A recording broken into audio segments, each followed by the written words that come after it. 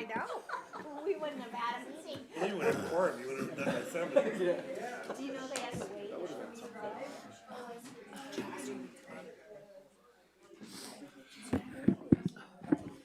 Okay, pretty close to straight up 7 on November 12th, 2025. This board meeting of the town of Estes Park is now in session. Anyone who wants to rise and say the Pledge of Allegiance with us may do so. I pledge allegiance to the flag of the United States of America and to the republic for which it stands, one nation, under God, indivisible, with liberty and justice for all. And yesterday was Veterans Day, so I had a chance to lead it down at the monument for that. Thanks to all our veterans for their service, including those who have passed before us. We'll move on to agenda approval. Are there changes or additions to the agenda? Mr. Mayor, just for a matter of making the meeting go well, I'd like to combine certain items or at least make them consecutive. For instance, the operating plan for Visit Estes Park and the IGA for Visit Estes Park, I think we should deal with those consecutively. The policy 601 and policy 1101, I think we should deal with it consecutively. Again, they are dealing with policies. And finally, the parking permits and the post office space thing seem to me to be logically go together. So rather than going back and forth between topic areas, I would prefer that we figure out a way to do it in that manner. And based on what you're saying, I'd say that item 2 and 4 go back to back, and then we would cover the item 3 after that.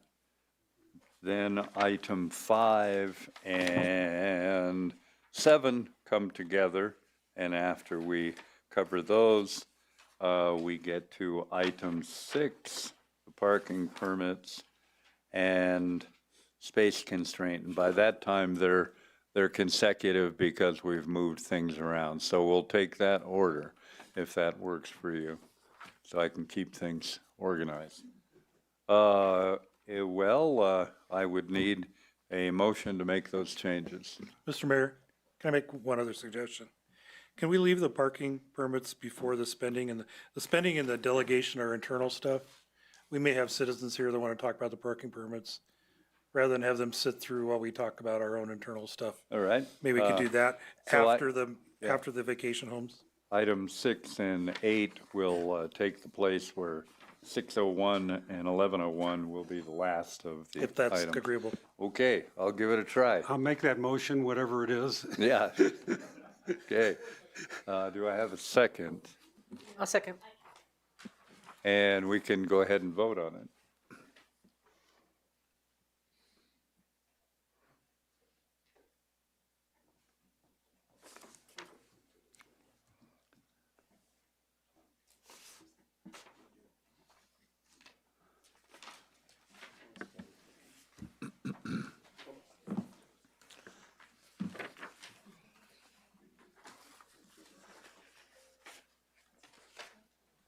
Motion passes unanimously for the change in sequence of events that we did not change anything substantive on the posted agenda, so we should be all good.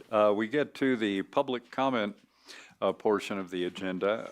Any public comments on quasi-judicial items must be reserved for the appropriate public hearing. Public comment here is not intended to be a question and answer period. It is simply commentary. I continue to work my technology. I have an actual, I think, working timer over here now, which will give you the opportunity to see your 3 minutes. And it's a nice, more pleasant green rather than red color. So we'll give that a try as we get into it. Does any member of the public request to speak on a non-agenda item? All right.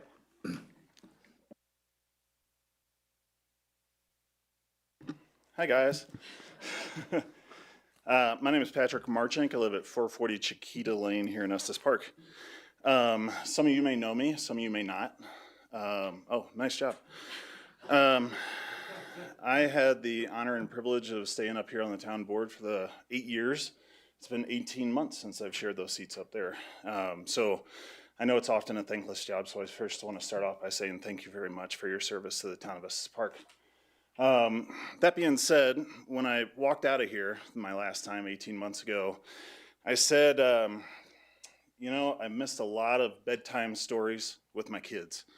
So tonight I'm joined by my oldest, Isla, and my middle, Knox here. My wife is at home with our youngest. But we decided to take advantage of a little extra time. And my wife and I actually wrote and illustrated a book called Goodnight Estes Park. So I'm excited to share with you guys that it is held up in customs in Los Angeles, and it's been there for the last 2.5 weeks or so. But I'm optimistic that it will ultimately arrive for our official book launch party, which is December 6th at the Estes Park Mountain Shop. The Mountain Shop and McDonald Bookshop are co-sponsoring, are co-hosting the event. So I just want to say thank you to them. We have a ton of local retail partners that have been extremely enthusiastic and very patient as the book is obviously not here yet. Anywho, I want to invite everybody, you guys all down. I know there's rules and you'll probably have to tell the town clerk if you're all going to be there, but I invite the town of Estes Park to the Mountain Shop on Saturday, December 6th at 10 a.m. We're going to have a book reading by Isla herself. We'll have a scavenger hunt, door prizes, raffle prizes for kids, a lot of good stuff. If you insist, or if you would like rather, to buy 1 or 10 books, my wife and I will be there, of course, to sign them for you as well. You got a lengthy agenda tonight. I don't want to take any more of your time. But again, thank you so much for your service to the town of Estes Park. I'm looking forward to seeing you guys on December 6th if you can make it. All right? Thank you. Are there other public comments on items not on the agenda? That may be my favorite public comment of the last few months, so pretty cool, pretty cool. Okay, let's then move on to town board comments and liaison reports. I'll make a couple comments first, and then we'll start with Trustee Brown after that. I had the opportunity to meet the interim fire chief, Warren Jones. Very good fellow, very good experience. Broad, has an idea of what to do right away, what to do in the midterm, what to leave for the permanent stuff. The permanent fire chief, permanent fire chief, what a concept. Multi-years, we hope, certainly. I do feel that they'll bring this together. I'm very interested. I will be attending their board meetings going forward, and good stuff. They've got a good interim over there. I went from being the least tenured mayor on the Platte River Power Board to being the most tenured. All 3 of the other municipalities, Longmont, Loveland, and Fort Collins, the mayors chose not to run, and they all have new mayors, although I'm not entirely sure Loveland got finalized. It was so close. But that's good. I've been on that board for 1.5 years and will help bring them all along. Good to meet them. A lot of other events, which I won't get into.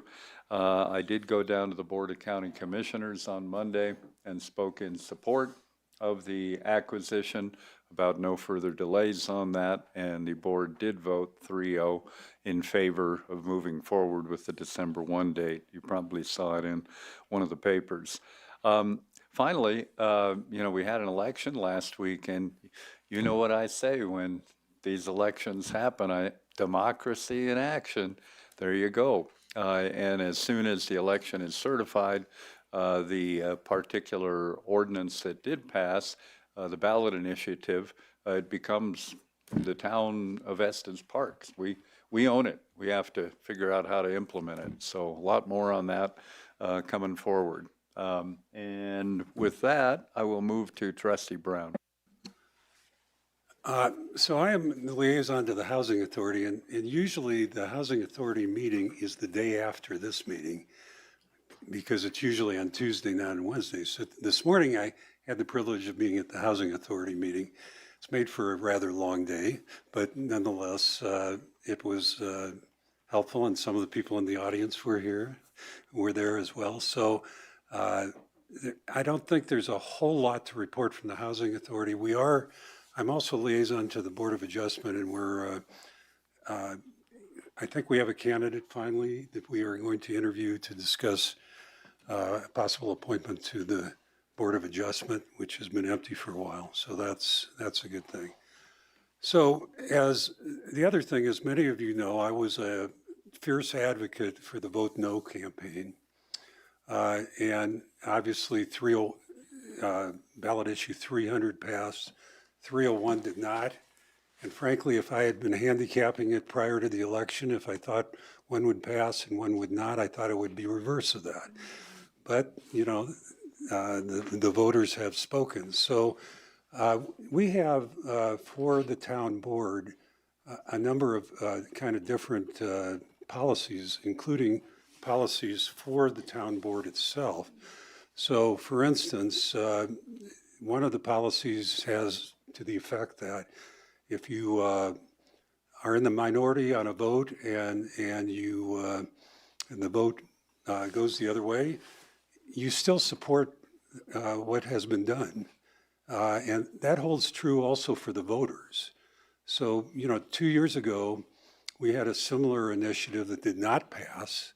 So from 2 years ago to now, the message to the town board was, no, we didn't want that. Now the town has obviously changed its viewpoint on that, and we as a town board will respect that. We will certainly implement this best we can as to how we can implement this.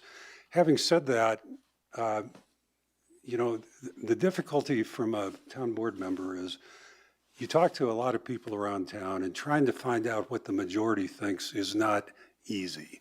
And it's not always very apparent for that matter. Now, a vote such as this makes it apparent, but the question is, since it's just one little initiative and one didn't, what really is the message to the town board? And as I look at that, my interpretation, my personal interpretation is that the message is, okay, we're not sure we trust you, town board, number one. And so we have an issue of regaining trust of our citizens, for sure. But secondly, it was also a message that, we do want workforce housing, but don't mess with our single-family residential zones. And the reason I say that is even though the 300 applied to all zoning districts, the initiative really arose from concerns about a couple of different residential rezonings. So unfortunately, as written, it also applies to commercial rezonings. I don't think that the electorate by and large was all that concerned about the commercial rezonings. And the reason I say that is we had a rezoning up on Fall River Road a while ago for an office, change from an office to a accommodation zone. So those were both all within the commercial zones, and we got no opposition for that. So that's why I say that it just seems to me that the focus really is on residential zones, and I just wanted to let you know that I got the message, I understand the message, and I intend to honor the wishes of the electorate. Thank you. Thank you, Trustee Hazelton. Just a few things tonight.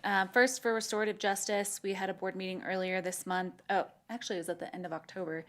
It's all running together, but a lot of good discussion from that board with a new program manager. There's been a lot of talk about how the board wants to operate moving forward, whether that's remaining as a working board, shifting toward more strategy. So Jay Shields is really hitting the ground running and doing some fabulous things in terms of kind of bringing that group back together and having important conversations about what they want to accomplish. So really fun to be a fly on the wall. I truly am a liaison for that board, so I just get to listen and report back.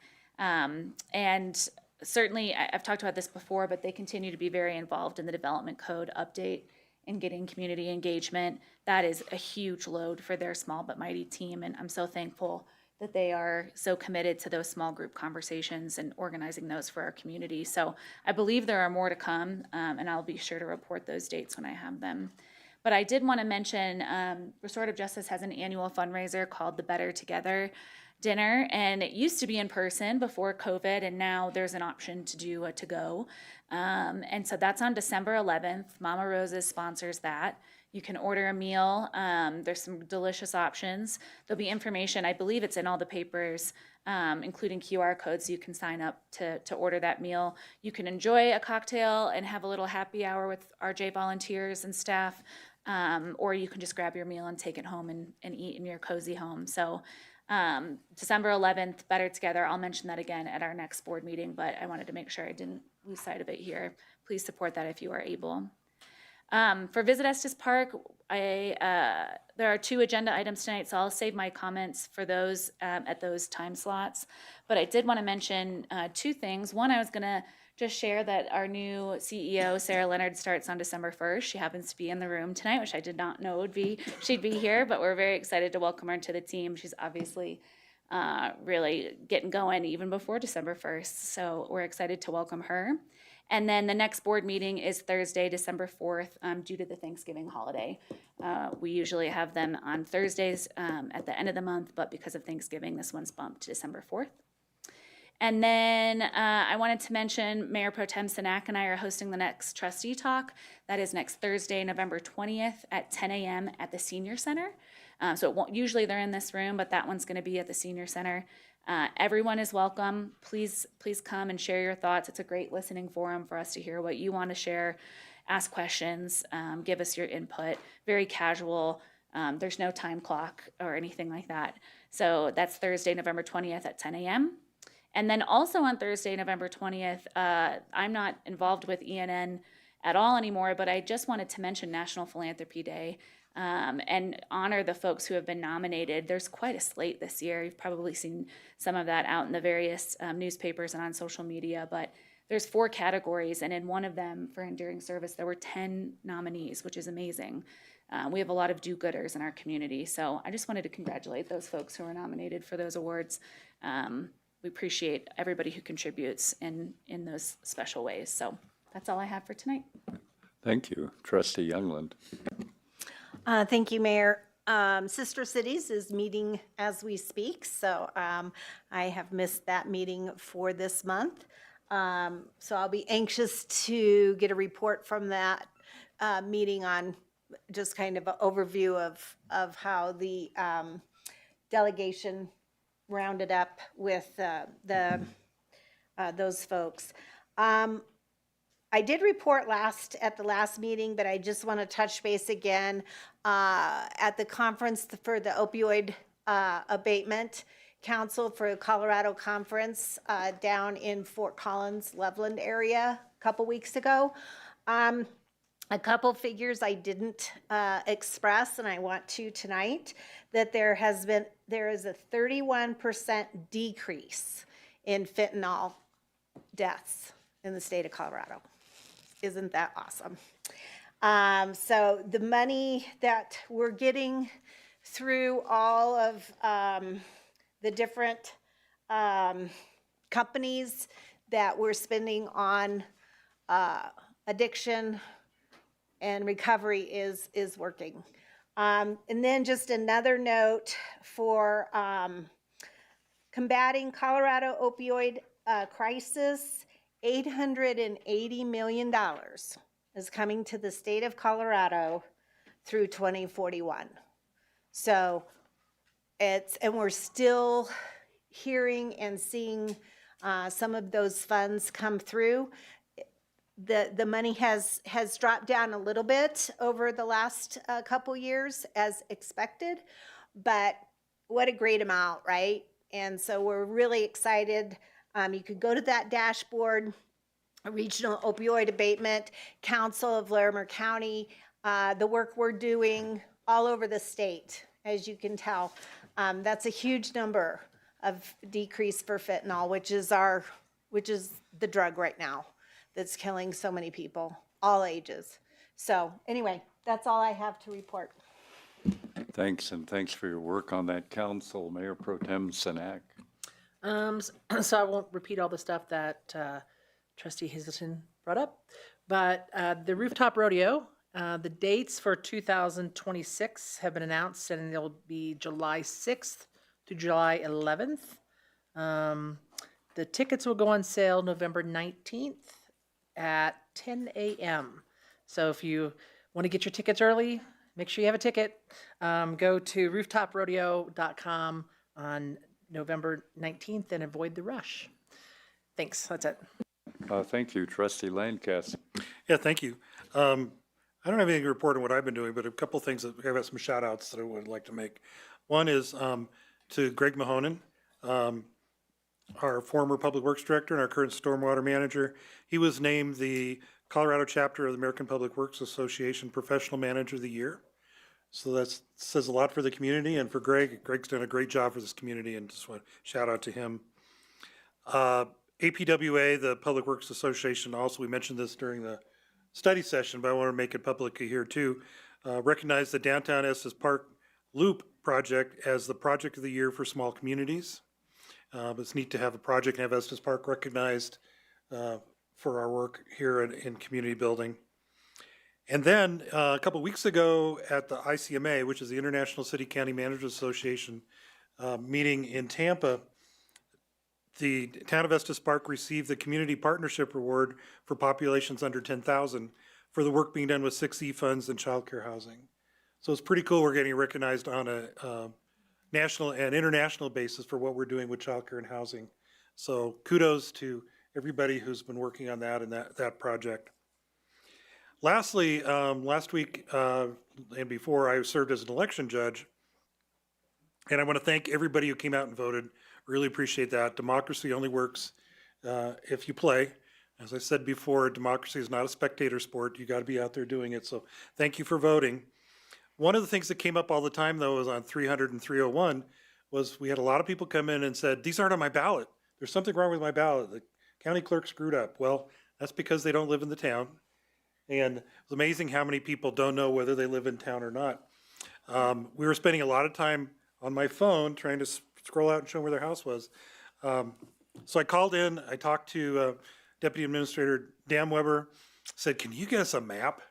And right away, he jumped right on it, worked with ComDev, and within an hour or so, we had a full-scale map of the town we put up in the polling place so people could see where they live, do they live in town or not.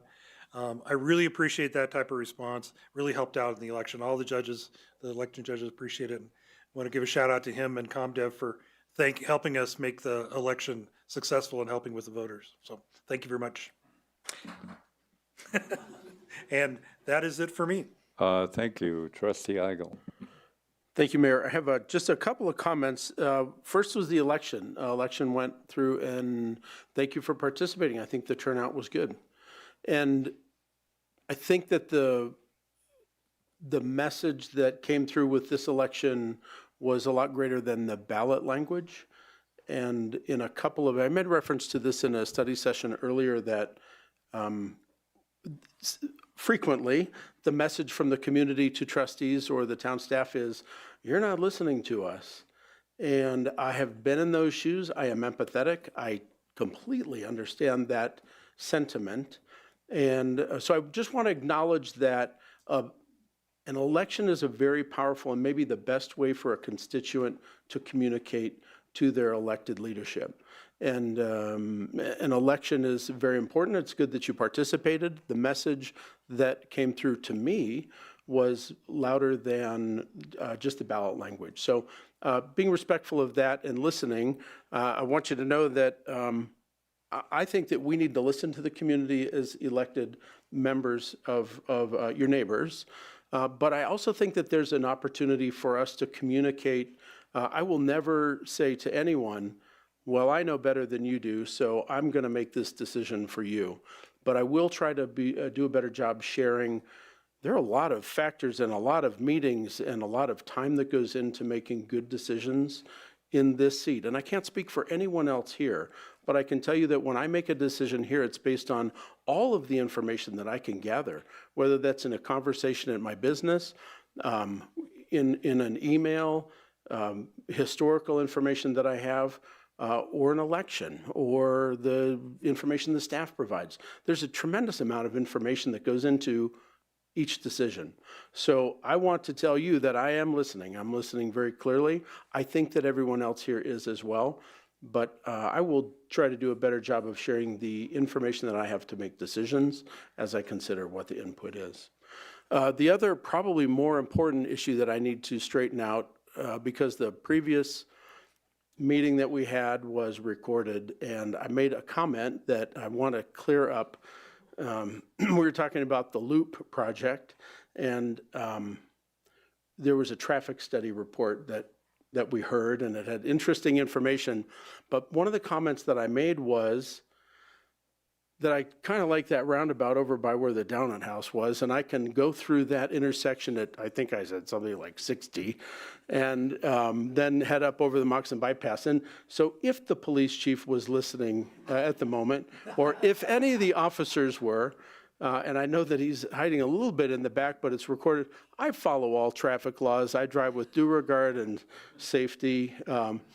There are some advantages to the Loop. Of course, I have some criticisms of it, but the information was good at the study session. If you didn't tune in at that time, it's worth looking at and listening to. Thank you for being involved to the community, and continue that good work.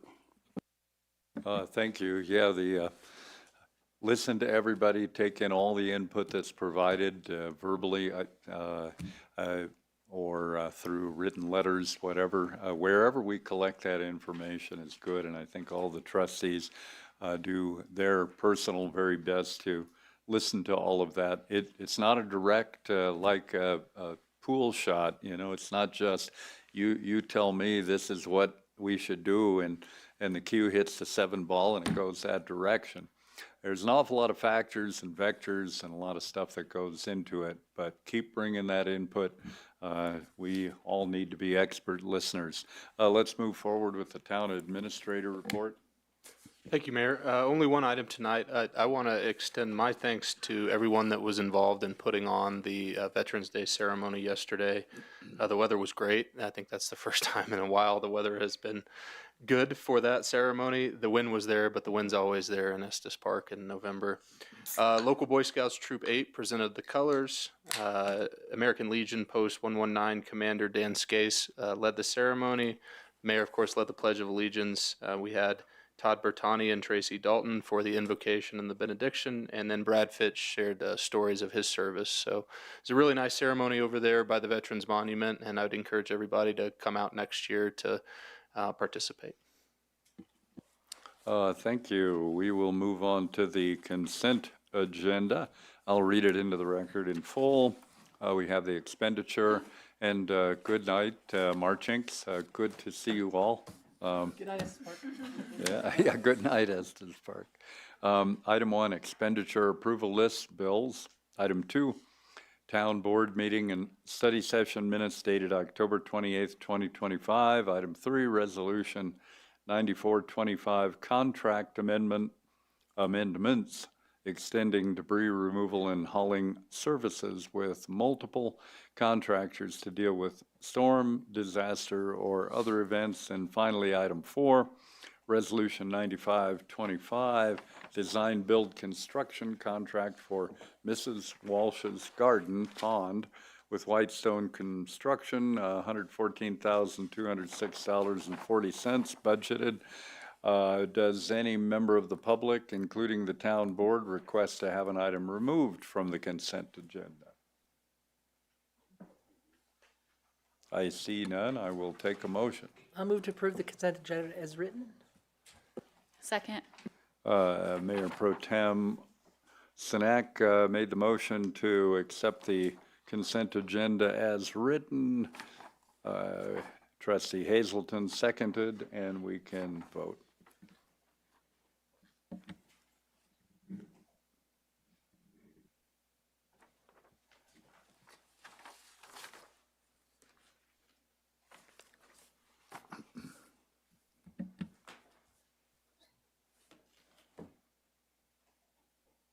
And the consent agenda passes unanimously. We'll move on to the first action item, which is our continued public hearing on the proposed 2026 budget, which includes Highway Users Trust Fund, Resolution 9625, setting the mill levy, Resolution 9725, adopting the 2026 budget, Resolution 9825, appropriating sums of money for 2026 and capital improvements 2026 to 2030. At this hearing, the Board of Trustees shall continue the information presented during the public hearing from the town staff, public comment, and written comments received on the budget. Has any trustee had any ex parte communications concerning this budget which are not part of the board packet? I see none. Any member of the board may ask questions at any stage of the public hearing, which may be responded to at that time. This public hearing is open, and we have Tammy Zimmerman, our finance director, to present to us again. Mayor and trustees, I have some slides that are a little bit of a repeat performance once they pop up. But this is the second public hearing whereby we have the opportunity for our public to provide comments and feedback on our proposed operating and capital budget. The 2026 budget packet tonight represents the almost year-round process for our town board and our staff in the decisions made for personnel, operating, and our capital allocations. And so a big thank you goes to the board and to our staff for their hard work and aligning this budget to our strategic plan and for our 5-year plan on infrastructure. And some of the financial highlights from this 2026 budget is that we have revenue at $85 million, expenditures at $88 million, and the use of fund balance for capital projects at $2.9 million. And again, fund balance is likened to a savings account in which we utilize excess over our strong reserves for one-time capital projects. And so, again, it's almost a year-round process, and we are on November 12th, where we have our second public hearing and hopefully anticipated approval of the budget. So again, the 2026 budget was guided by our strategic plan, which the board put together back in March, I believe. And it's guided by that strategic plan. Our 5-year plan for our capital infrastructure is developed by our departments. And then we have a maintained fund security with our Finance Policy 660, where our general fund ending fund balance is at 26.1%, and that is above our 25% required reserve. We have ongoing expenditures that do not exceed our revenues and available fund balance. Some key takeaways with this proposed budget is we have a flat sales tax projection for 2026. Another item that's noted is that we need to call out our highway user tax fund. We have to specifically identify that in the adoption of this budget, and that is our gas tax. And we have $275,000 that is budgeted for street expenditures. And then I will be bringing forward to the board in an upcoming town board meeting our revised budget amendment number 2, where we're aligning our expenditures now that we're reaching towards the end. And that's for 2025's budget. There was only one personnel change that was requested with the proposed budget, and that is for a seasonal parking and transit assistant, and that's a 0.5 full-time equivalent, or FTE, and that is paid for out of our parking service fund, Fund 256. And our assistant finance director, Laura Garcia, the town administrator's office, and all the departments did a very good job in putting together and organizing our 5-year capital spending plan, which for 2026 we have 4 million that is going into that plan. And some of the highlights of the projects are improvements to our event center, our police facility, our stormwater drainage, trails, street overlay, and utility lines.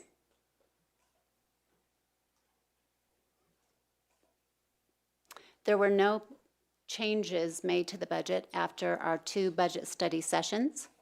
And so the next step is to open again the public hearing, the second public hearing for comment. And then we have several steps in order to get us through the finish line and approving the final budget tonight. We have to either approve and deny the Highway User Tax Fund expenditures and the 2026 budget. We need to also either approve and deny Resolution 96-25 that sets the mill levy for 2026. And this mill levy is remaining the same as last year at 1.822 mills upon each dollar of the total valuation. And we have a total valuation of 335 million. And then we need to either approve and deny Resolution 97-25, which we adopt the 2026 budget. That's the townwide budget. And then finally, approve or deny Resolution 98-25, and that's appropriating sums of money to various funds for the budget. And is there any questions or discussion that we can have on the budget? We'll deal with the mechanics when we're close the public hearing in regard to the Several 3 steps, or multiple different motions and how we navigate through that. But first, any person will have the opportunity to address the board concerning the budget, this item.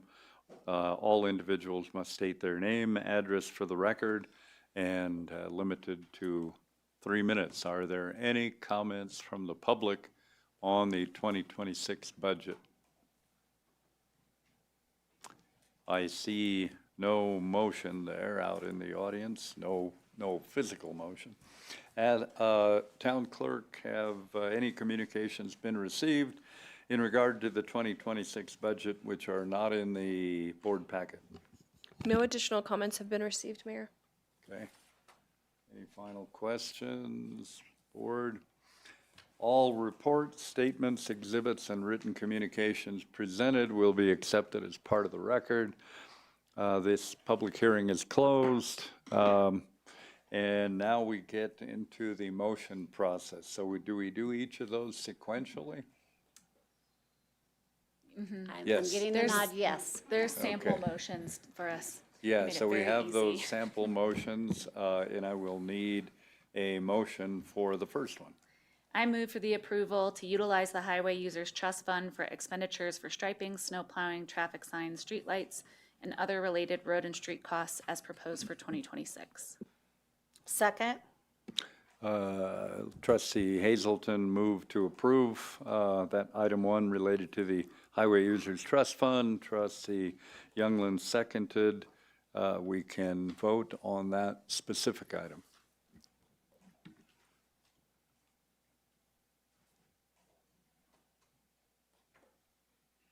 That passes unanimously. The second suggested motion relates to several items. The setting the mill levy, as described by Director Zimmerman, adopting the 2026 budget, and 9825 to appropriate sums of money for 2026. Do I have a motion? I move to approve the resolutions of 96-25 to set the mill levy, 97-25 to adopt the 2026 budget, and 98-25 to appropriate sums of money for the 2026. I'll second. Trustee Youngland made the motion as suggested for motion 2, and Mayor Pro Tem Sinak seconded. We can now vote on this 3-part Mayor? item. Oh, yes, sir. I've got a question about Okay, the mill levy in particular. okay. I remember, I think it was 2 years ago, we reduced the mill levy temporarily, I believe. And so this is back at the basic mill levy before the reduction, I presume, right? Okay, and I'm kind of curious as to the change in the amount that this is expected to generate compared to last year. Is it, because I think that principally depends on valuations, right? So, Correct. I was looking at our difference from our valuation in last year's mill levy to this year's certified values from the county, and it's an increase of about 3.4 million, I believe. So 1.8 mil upon that assessed valuation. It's not a substantial increase, no. but it is Percentage-wise, you projected. have a sense what that, I'd have to get back with you on the percentage, Yeah. the actual percentage on that one. no problem, thank you. But it is included in the line item detail of our revenue for property tax. Trustee Lancaster. Just to clarify, I think I know the answers, but with the sale of the Stanley to the state, is it now no longer taxable from a property tax standpoint? That is correct if they go through with filing all the exemptions. So any revenue property tax revenue that came from the Stanley goes away now with the sale to the state? That's correct. Bigger impact to the school district and some of the others than it is to us. That's right. We have a motion and a second on the table. We've concluded our question and comment section. We can vote on the motion.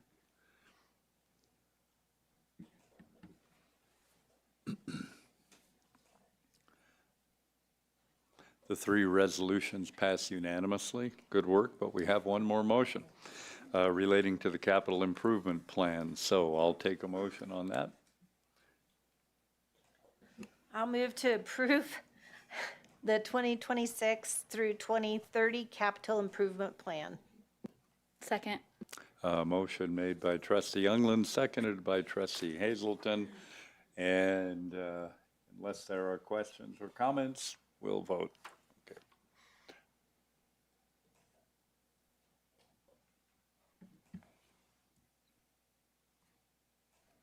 A lot of green for you, Director, so there you go. Thank you very Let's much. go forth and make 2026 happen. Thanks for all the very hard work on this. Okay.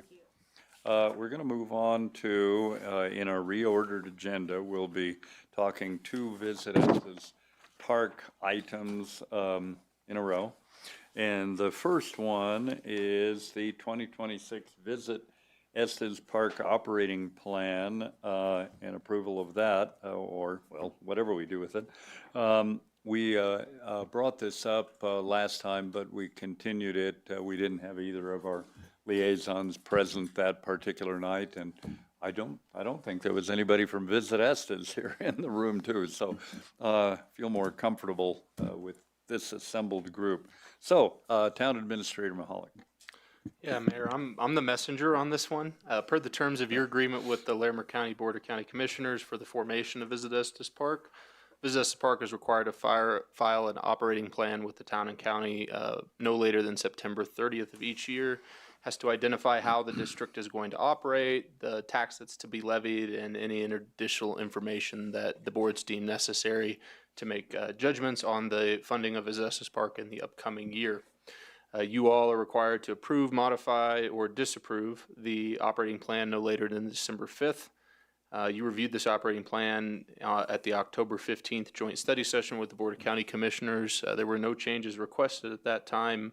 As the mayor mentioned, this item was continued from the October 28th board meeting because we were missing our two liaisons, and I believe there was a question which at the time was unanswered, but I think has since been answered. So, Yes. with that, I'm happy to answer any questions, but I suspect that Visit Estes Park folks in attendance would be, or your liaisons would be more attuned to the specifics of the operating plan. Before we move into board comments and discussion, I'll request public comment. Are there any members of the public that wish to speak on the Visit Estes Park operating plan? You know, it's kind of like doing an auction, you know, you look for people's little, you know, so be careful what you move. Okay, we'll move forward. Board, questions, comments? Sorry to miss our last meeting. I was across the ocean, but so I didn't miss you that much, but I was eating ramen in Japan. Happy to be back. Cool. But thank you for the opportunity to make sure that we were here and have staff and other reps from Visit Estes Park here as well. Just a couple of comments since there haven't been any major changes. One is I wanted to thank the staff for their work on this. It's been a tumultuous year in terms of not having a permanent CEO, and I just want to commend Mike and the team for bringing forward a really robust plan that was intentionally designed to kind of keep things constant and stable, and so that our next CEO could not assume something that was going to be a totally new plan or a totally new venture. So I think some of it was intentional, kind of leave things pretty steady. With some new initiatives, of course, and then I'm looking forward to the 2027 operating plan. I think we'll see some great changes there. There was one other thing I wanted to mention. Oh, but was it Frozen Debt Guide Days that you guys got addressed, right? That's been covered. Okay. That was on my all list, but I settled. won't address it any longer. Wasn't actually ingrained in the operating plan. And so. Cool. That's all the Okay. comments I wanted to make, unless Marie has anything she wants to add. Well, No, I think that the staff did a good job incorporating some of the wishes that we went through and watched and made changes. And I think they went through above and beyond to make it so it would work out and give us more information with operating plan this year than we've had before. So really appreciate that. based on that, do I have a motion?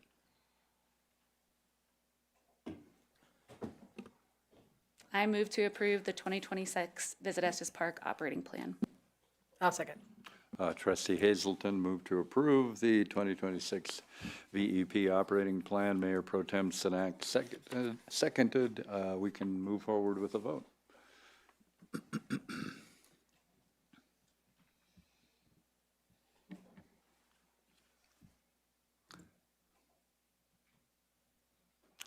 There you go. Ms. Leonard and crew, you've got an operating plan. So we're going to move on to the next of the VEP items. We moved this to be number 3 on the action items, Resolution 9925, restated intergovernmental agreement for the Estes Park Local Marketing District. And again, Town Administrator Mahalik, you started on. Thank you, Mayor. The item before you tonight is the culmination of a conversation that started on May 6th at the joint session of the Town Board and Board of County Commissioners. And it is pertaining to specific changes to the IGA with the county for the operations and formation of Visit Estes Park. The current IGA is really composed of the 2019 IGA and the 2023 amendment, which are both attached for your reference. We've gone through the proposed changes at length in study sessions on May 27th and October 14th. Based on the feedback from the board at the October 14th Town Board study session, we've added language in section 6.8 to clarify that both governing boards need to approve the bylaws for Visit Estes Park independently, making very clear that is not a joint vote of the boards together. We modified the line item budget requirement in section 8 based on feedback from Visit Estes Park about their budget timeline and when that gets approved by their board. And this is moves to that timeline to the end of the year after it's already been approved by the Visit Estes Park Board, December 31st. That's through the creation of a new section 8.6. And then we added more clarifying language in section 8.3 to ensure that it was very clear that both governing boards need to approve the annual operating plan, which is what you all just acted on tonight. Additionally, the IGA sets a March 2nd, 2026 deadline for the Visit Estes Park Board of Directors to review and approve bylaws and send them to the town and county for approval. That has always been the case. I think that right now there is some confusion about whether the last set of bylaws was actually acted upon by both boards. So this will clean that up and make sure that the organization has a full set of bylaws that both governing bodies have seen. And then just a really quick overview of the previously discussed significant modifications. There's some cleanups to the sections regarding elections and the provision of elections if Visit Estes Park seeks or is required to submit any question to the electorate. It's a reduction in the number of Visit Estes Park directors through natural attrition from 7 to 5, 3 appointed town directors, 2 of whom are elected officials, and 2 county appointed directors, 1 of whom is an elected official. The county is actually already in compliance with this section, so the only transition will be the town's transition if you approve this tonight. Again, that would be through natural attrition. There's no action tonight that would impact current sitting Visit Estes Park Board members. We've added a creation of a new quorum, 3 directors, and a requirement, and this is important, for 3 affirmative votes for the Visit Estes Park Board to act. So if 2 directors are absent, it requires a unanimous vote to take any action. That's important when you have smaller boards, and in this case, 5.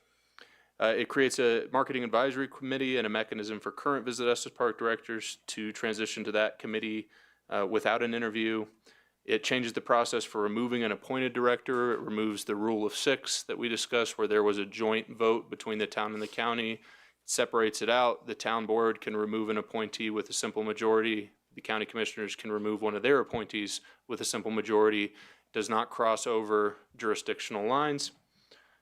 It does include a new requirement for Visit Estes Park to include a policy and bylaw compliance report for the prior 12-month period, as well as a requirement for a majority vote of each entity, the town and the county, to terminate the IGA and dissolve the organization.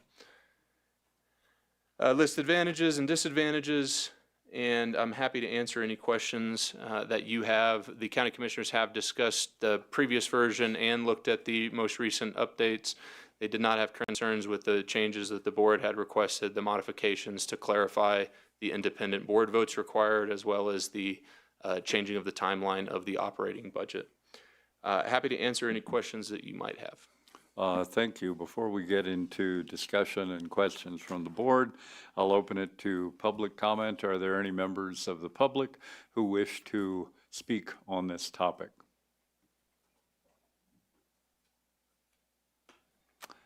I don't see any. It's open to the board for comments and questions. I will make a couple comments first. You know, we've discussed this a few times. The whole process started many months ago.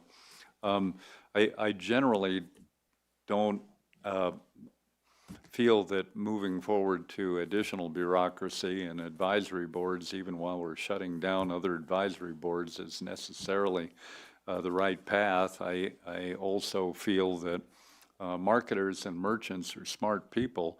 They can learn governance if they're given popular or given training at the appropriate time and depth. Those things can be addressed. So I'm not completely sold on the smaller board, non-integrated or partially integrated, and then the marketing advisory board. I might be potentially in an argument of one, but that's where I'm coming from. I have seen some very strong public comment from a long-term member of the VEP board. I'm glad we had time through these 2 or 3 board meetings for some of that information to surface that really presents, if not counter-argument, certainly a statement that we should weigh the alternatives. And again, this may all be moot, but I offer that to the board. Other comments, questions? Trustee Youngland. Sure, thanks, Mayor. Yeah, so thanks for all the feedback that we've received through email. It has been a good process we've talked about it a lot. I've seen a lot, been involved many years and seeing the ups and downs of Visit Estes Park. And I guess I'm a little different than Mayor. I'm kind of excited to see maybe a different change. And I'm the believer of if you're doing the same thing and you're getting the same result, then we need to change and try something different. So I'm actually excited about the new change.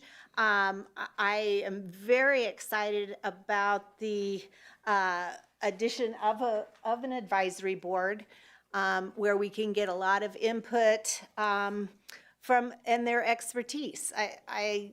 We've had great board members. A lot of expertise is still on there and has been over the years.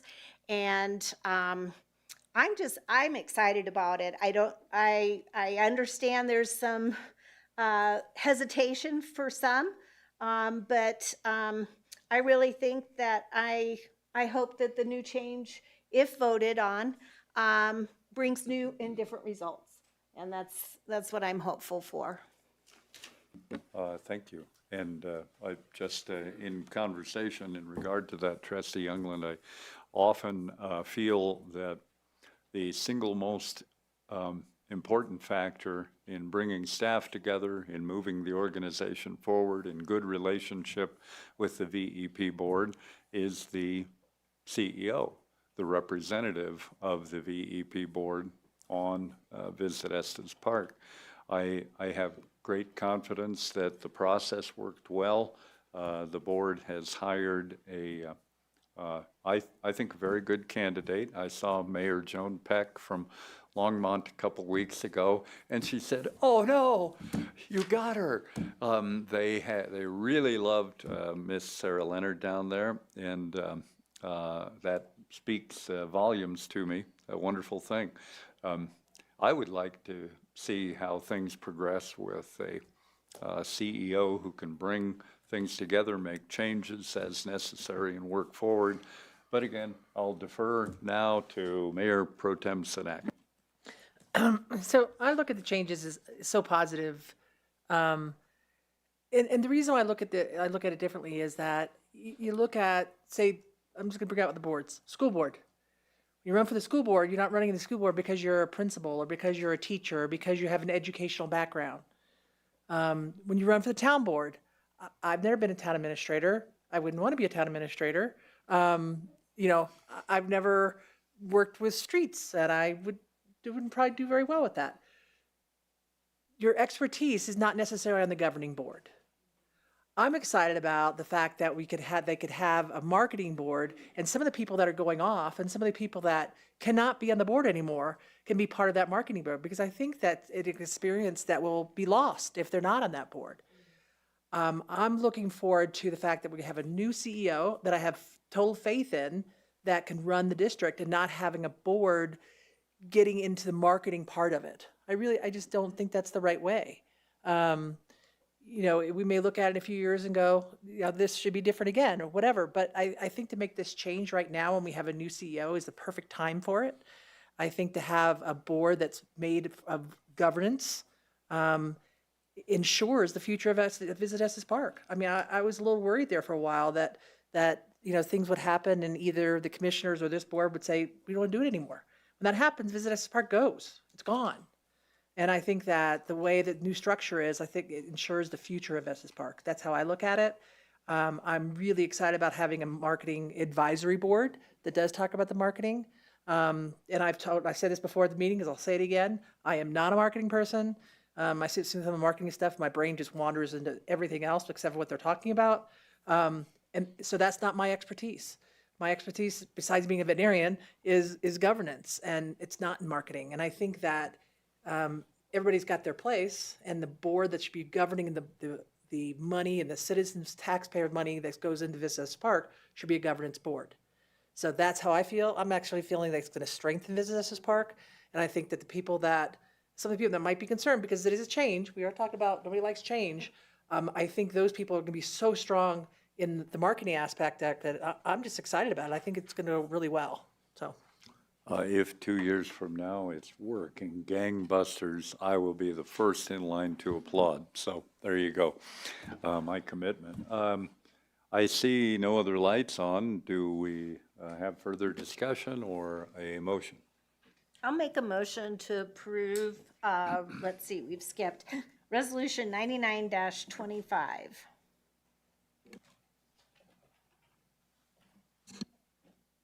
I'll second. All right, is there additional discussion? Yeah, I was trying to get a comment in before the motion, didn't get it done. I have mixed emotions about this. I suspect that the success of Visit Estes Park will be more a function of the employees and the buy-in from the lodging industry in Estes Park to the whole process. That's probably matters more than the particular form of organization. I do think that there have been governance problems in a number of special districts around town. This is for the people from Visit Us Park, we happen to have a role in setting up this that we don't with some of these other special districts.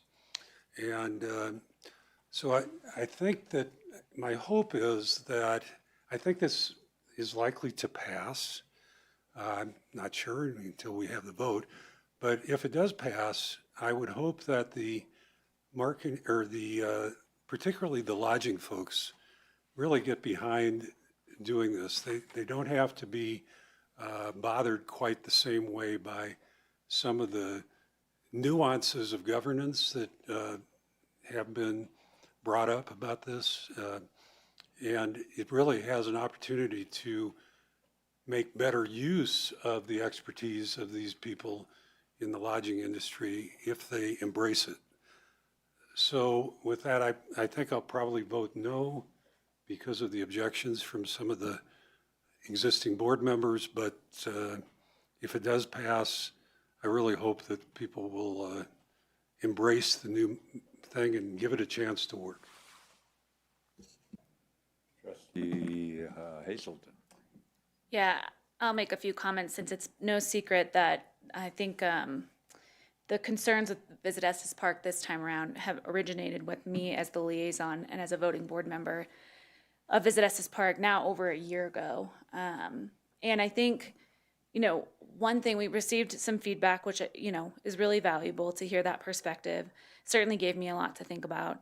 But what I found was really interesting is we had an email forwarded to us from 2018 about this topic of putting elected officials on the board and removing, some of the, more resident appointees, I guess citizen appointees. And what struck me was not that the recommendation at that time from a consultant that the town also has used that consultant, but the recommendation was that didn't move forward because the structure of LMD boards was recommended to be a little bit different. That's actually not what stuck with me from that email. What stuck with me was that the same conversation was happening in 2018 with the same exact issues of there were elected officials who felt like good governance wasn't happening on that board. There were enough concerns that there were elected officials who were trying to make significant changes, much at their own, personal cost and reputation cost and energy, the amount of energy it takes, I think, to go through something like this. Nobody enjoys doing it. It's not done for fun. It's done out of what you believe is right and appropriate for a taxing district in our community. And I think that's what stuck with me in seeing that that was 7 years ago. And we know that wasn't the first time something had come forward with Visit Estes Park either. And so that to me reinforced that what we're considering here is a structural issue. It's not a personal issue. It's not an individual issue. It has nothing to do with members of the board being incapable. It's a structural issue with how we have a taxing district that processes basically $10 million, has a budget of under $5 million because of the pass-through of 6E funds. But, struggling with this concept of good governance. And again, that's not a reflection on people, it's a reflection on structure, which is why this proposal is compelling to me. And it's a proposal that staff presented to both boards, the commissioners and to the town board. And I think that's compelling too. We had a meeting earlier in 2025 that the topic of the meeting was to remove the current Visit Estes Park board members. There was not ample collective support for that. What there was support for was revising the IGA, and that's where this has come from. So the fact that this has been worked on by staff from both organizations, the county and the town, for several months, and we've arrived at this point, that also gives me confidence because there's been a lot of thought that's gone into it from both sides of the leading agencies, the responsible agencies, I should say, for Visit Estes Park. So I obviously would be voting for this tonight. I'm hopeful that it will solve some of the issues that we've continued to see, and I'm very excited that it will help, in my opinion, the staff not be bogged down by the struggles of good board governance or negative attention or whatever it is, and be able to move forward under Sarah's new leadership. So, you know, there have been other comments made that I would agree with. I won't repeat them, but I just wanted to make that point that I think this is not a brand new problem that we've never touched before. This is something that we've been dealing with over iterations of boards, and I'm hopeful that this might be a first step in finally solving it. Trustee Lancaster. Yeah, I think moving forward, I just want to charge this new board, if it's approved, to do some soul searching and some training on what governance is, what their role is and what it's not, and that they work on being a governing board. I mean, everybody knows I'm a huge advocate for policy governance. I think it's served us very well to follow that role. And what is the role of a governing board? And what is should be working on, that they don't get into the role of what the marketing advisory board should be, and they should take that seriously. And the same with the new marketing advisory board.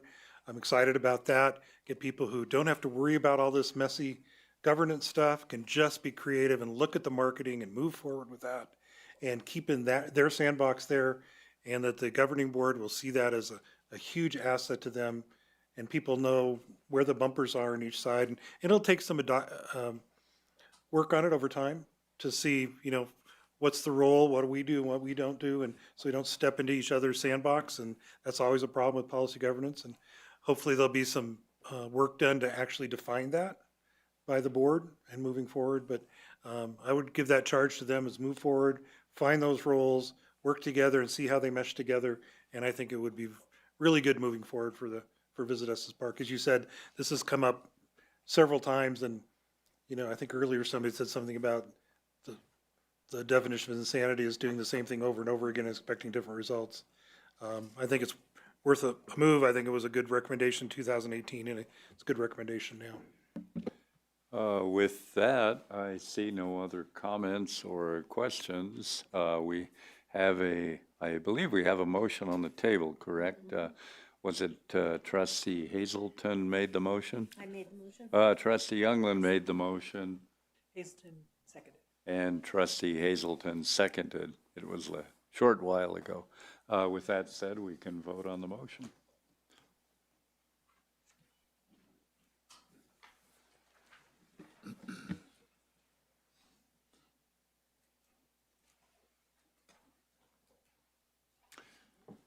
Four to three, it passes.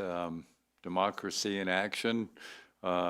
Myself and the other trustees who voted against this, we support the vote of the board, the full board, and I hope VEP thrives in the next months and years, because if they thrive, the town thrives in tourism. Thanks so much. I believe I said that what was originally option 3 becomes option 4, and that's what we're on to now.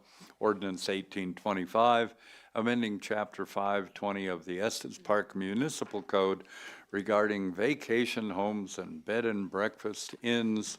And we have Town Clerk Williamson with able support from Attorney Kramer. Thank you, Mayor and Board. Oh, hold on. I got to do this right. We're into a public hearing on this. So I already stated what the action item is. I reflect what I stated on the prior public hearing, that the Board of Trustees shall consider the information presented during the public hearing from all sources: town staff, public comment, written comment. Any member of the board may ask questions at any stage of the public hearing. And now the public hearing is open. And now, Town Clerk Williamson, you can proceed. Thank you again, Mayor. As you all know, we've been talking about this topic for quite some time. So we are here tonight after numerous study sessions to hopefully have you look at a draft proposed amendments that we've made to the code. If you could go ahead, Bunny, and put up the presentation related to vacation homes, bed and breakfasts, and some miscellaneous items. So why we're here today is to talk about some of those items that we've been talking about. Hosted vacation homes came out of the amendments to the bed and breakfast amendments that we made in 2024. So about a year and a half now, we've been kind of toying with this idea of how do we address these hosted vacation homes. So we're going to present that to you tonight, along with the fact that we have now exhausted our wait list, and we said we would come back to you all and discuss that, which we did at some study sessions. And so we've got a proposal to bring forward tonight for your consideration. Transferability as it relates to it feels like a misnomer to say this, transferability of non-transferable licenses, and some miscellaneous code changes that we presented to you at the last study session in October. So with that, hosted vacation homes, the amendments in front of you today really address taking out a provision that's been in the code regulations since we started really regulating vacation homes in 2016-17, which stated that you could not be present in the vacation home once it's being rented. So you are not allowed as the homeowner or the primary resident to be on the property when the home was being rented. So we removed that provision, which now, in essence, allows the home to be hosted or unhosted throughout the term of the license. So the annual license, you now can host a portion of the year if you like, or be a fully unhosted, or be unhosted part of the year. A combination of those can now occur. With that, we had to the local representative was updated to allow the primary resident to act as that representative because of the hosted vacation home option. Prior to that, you weren't, of course, allowed to be there. And so a lot of times people would either hire somebody else or they had to present us in the clerk's office with a different address. Where are you going to be when this house is being rented? So we had to address that in these provisions. A compliance check will now also include ensuring there's no illegal duplexes or accessory dwelling units on the premise before the license would be approved. The workforce housing regulatory linkage fee, we talked about that at the study sessions, and it will apply to both hosted or unhosted vacation homes. And then the last provision related to hosted vacation homes that you all talked about was allowing the current allowing the current bed and breakfast that we have licensed that may not be able to come into compliance with our newly adopted bed and breakfast regulations, an option to become a hosted vacation home, because in essence, that's really what a lot of them look like. So we are adding that provision to these proposed regulations, which would allow them during this next annual renewal process to apply for a vacation home, hosted vacation home license. This would be over your current residential cap. If we're at the cap of 322 and they're residentially zoned, they'd be allowed to come in above that cap temporarily. Any questions on that slide before I move forward? The next biggie that we received, I think Bunny let me know, we received about 30 phone calls about the residential wait list, that the bells are ringing and everyone believes it's now open and ready to go and you can get on the list. There's a process. So we're here to tell you what that process is, and if the board agrees, we will implement that. It's going to be a combination of a lottery and a wait list that we've included in these proposed regulations. If at any point on February 1st of each year, we find that our wait list, it has 10 or fewer applications sitting there, we will open a lottery. The lottery, we will announce it, we will take applications for, and then randomly draw until we get to that cap of 30. The reason we chose 30 is because we saw with our previous cap that once we got to about 30, 40, people had been sitting on there for 3-4 years, and they were either had made changes, were no longer interested, weren't ready, whatever the issue was. 30 seemed to be the threshold where people were willing to sit on that wait list for 2 to 3 years and still want that application to move forward once they came off that wait list. So we believe that's a good number for us to move forward with. What the board gave us feedback on, and we've included, is that if during a lottery you're not chosen and then the lottery opens again, the next year or 2 years from now, you would get an additional entry into that new lottery.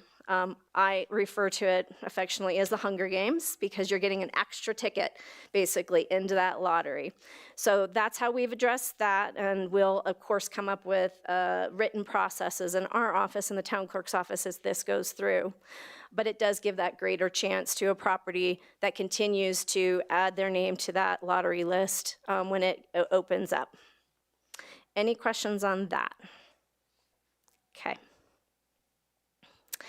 Miscellaneous amendments we talked about at the last session, the last study session, was a vacation home application deposit. What we have found is we are getting applications in, people are paying all their fees, and then they're not completing the process. We've expended a lot of staff time. We've done a lot of work to get those applications moving through the process, and then they're just not completing the process, and then we're having to refund the entire application fee. So we're hoping that a deposit will help defray some of those costs if they decide the application doesn't go through the full process. If it does, we will take that fee, that application fee, and apply it to the business license fee. The other amendment that's included here is we have begun to find quite a few advertisements of vacation homes that do not have licenses. So the current code doesn't really address that clearly. It is requiring us to really prove that they are renting that home, and so this would actually make it a penalty in our regulations to actually advertise or market a property if you don't have a license. And then what that would look like is the maximum penalty fee of the $26.50 for that day and any day that it could be rented. So we're basically telling you, please don't do it. And then you'll see in the current code draft, we've put in there, if you are caught doing that, that you wouldn't be eligible for up to 5 years to apply to be placed on the wait list. So that's something else that we can discuss further if the board would like to, but that's what's currently in the code. Any questions on that? Okay. Next set of slides I'll turn over to Attorney Kramer for him to go over. Thank you, Town Clerk Williamson. Just a few slides here. And really, the first two are refreshers. So the reason why this question of transferability of non-transferable licenses is coming up is because of the concern that theoretically there could be someone who is registering the home under the name of a business, an LLC perhaps, with the thought that while they can't sell it to another business, they can sell the business itself, and that therefore they could effectively make a transfer happen, and it would happen under the radar. So the road we've been on and how we got here are, we had a conversation on June 10th at study session where the town board requested that we come up with a concept where we would transition the list of licensees to natural persons only, but possibly allow some transfers to family members. Asked us to flesh out that list for further conversation at a future study session. So at the next study session, on the next slide, please. Thank you. At the next study session a few weeks ago, we had a discussion of a draft list of family members, knowing that no list was going to be perfect. But after some conversation and some clarification that this really only applies to those post-2021 cutoff date non-transferable licenses, we got direction from the board to draft an ordinance really slimming down that concept, transitioning the list to natural persons only and not including a provision allowing transfers to certain family members. That also included clarification that business entities could still retain ownership of the underlying property and just not be licensees on that license. So those licensees would be named at the outset, and it would remain truly a non-transferable license. And at the time that those licensees are no longer active representatives or owners of that business, then that license would expire. So that's what you have in front of you. That's in, oh, and if we can move to the next slide. I remember Trustee Hazelton at the end of the last study session went through and said, just to be clear, we're talking about these bullets, right? We're no longer talking about these bullets. So just to confirm, these are the bullets we're talking about now. Limiting non-transferable license holders to natural persons. Those licensees have to demonstrate an ownership interest in the home. They have to be connected to that ownership. There could be up to 2 people on the license. They just both have to have that ownership interest. There would need to be a transition period for the existing licensees who are registered as business entities to transfer over by the 2027 renewal period. And if the property ownership changes for some reason, which is possible, maybe you're restructuring a family business, this doesn't prohibit that. It just says that you would need to come back in and show that you still, as licensees, have an ownership interest in the property. So that's the way we've drafted it up. It's certainly not the only way to do it. We can have conversation and take any questions. And changes are still possible. Town Clerk Williamson and I were just discussing earlier today, though, if we're going to hit some of these timelines that are proposed in the ordinance, time is running short to make any changes. I'll also note the version that you have in front of you on the dais has a couple highlighted sections that are new from what was previously in the packet. These are just clarifying that if it's a responsibility of the property owner under the vacation home section, then it's also a responsibility of the licensee, since now we're talking about licensees who are not identical to the property owning entity. So hopefully that's just a clarifying change. Thank you. Okay, the presenters have presented. Before we get into discussion and direction, is there any public comment on this item? I see one.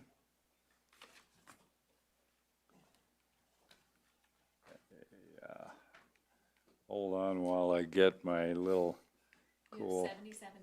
There you go. 77 minutes. I won't need that time, but. All right. We're trying out new technology. So, take it away. My name's Matt, 1054 Lexington Lane. I just had a question mainly about, I'm one of the bed and breakfast permits, and I think this all looks really great, so good job there. I just had a question. So with this new license, would we be essentially, because I think right now you have to pay per room in the house, so would you just pay for the whole house then at this point for being unhosted?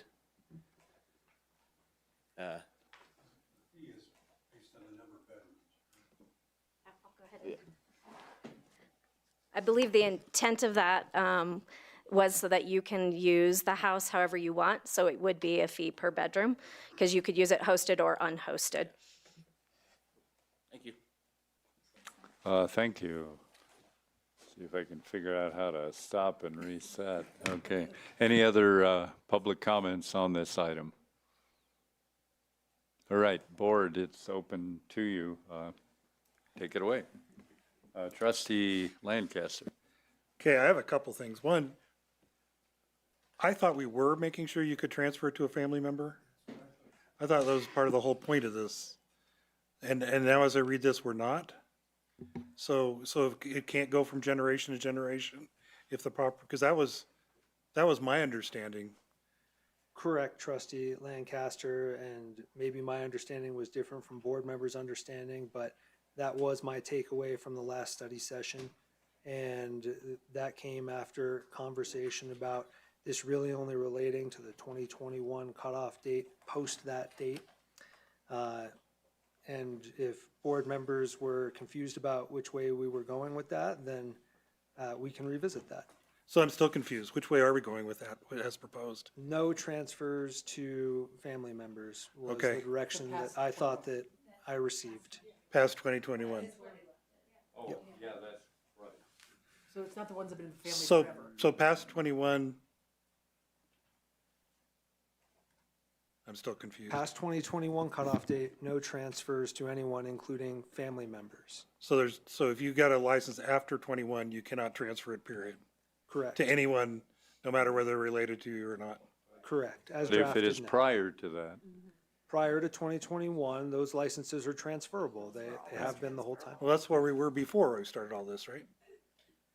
That is where we were before we started all this. And what really gave rise to the conversation was, what do we do about these non-transferable licenses who are registered as business entities? Yeah, I knew So- that, because we didn't want it, my understanding is we were doing that so that it couldn't get transferred outside of the family. But you could still, generationally, if they got a permit in 2022 and they'd owned the house for, well, it doesn't really matter how long they owned the house. If they wanted to pass it on to another sibling or pass it on to a child or that transferability would be allowed, but not to sell it or to another entity. So my understanding was that we moved away from that concept by board direction at the last meeting. If we wanted to go back down that family member route, then we're back to the conversation of what is the What is a list family of member? Yeah, family all right. members, Well, and moved we can away come back from to that, because that's not what I could. We got some good comments from somebody, some people, and I wanted to, and of course my screen goes blank. There we go.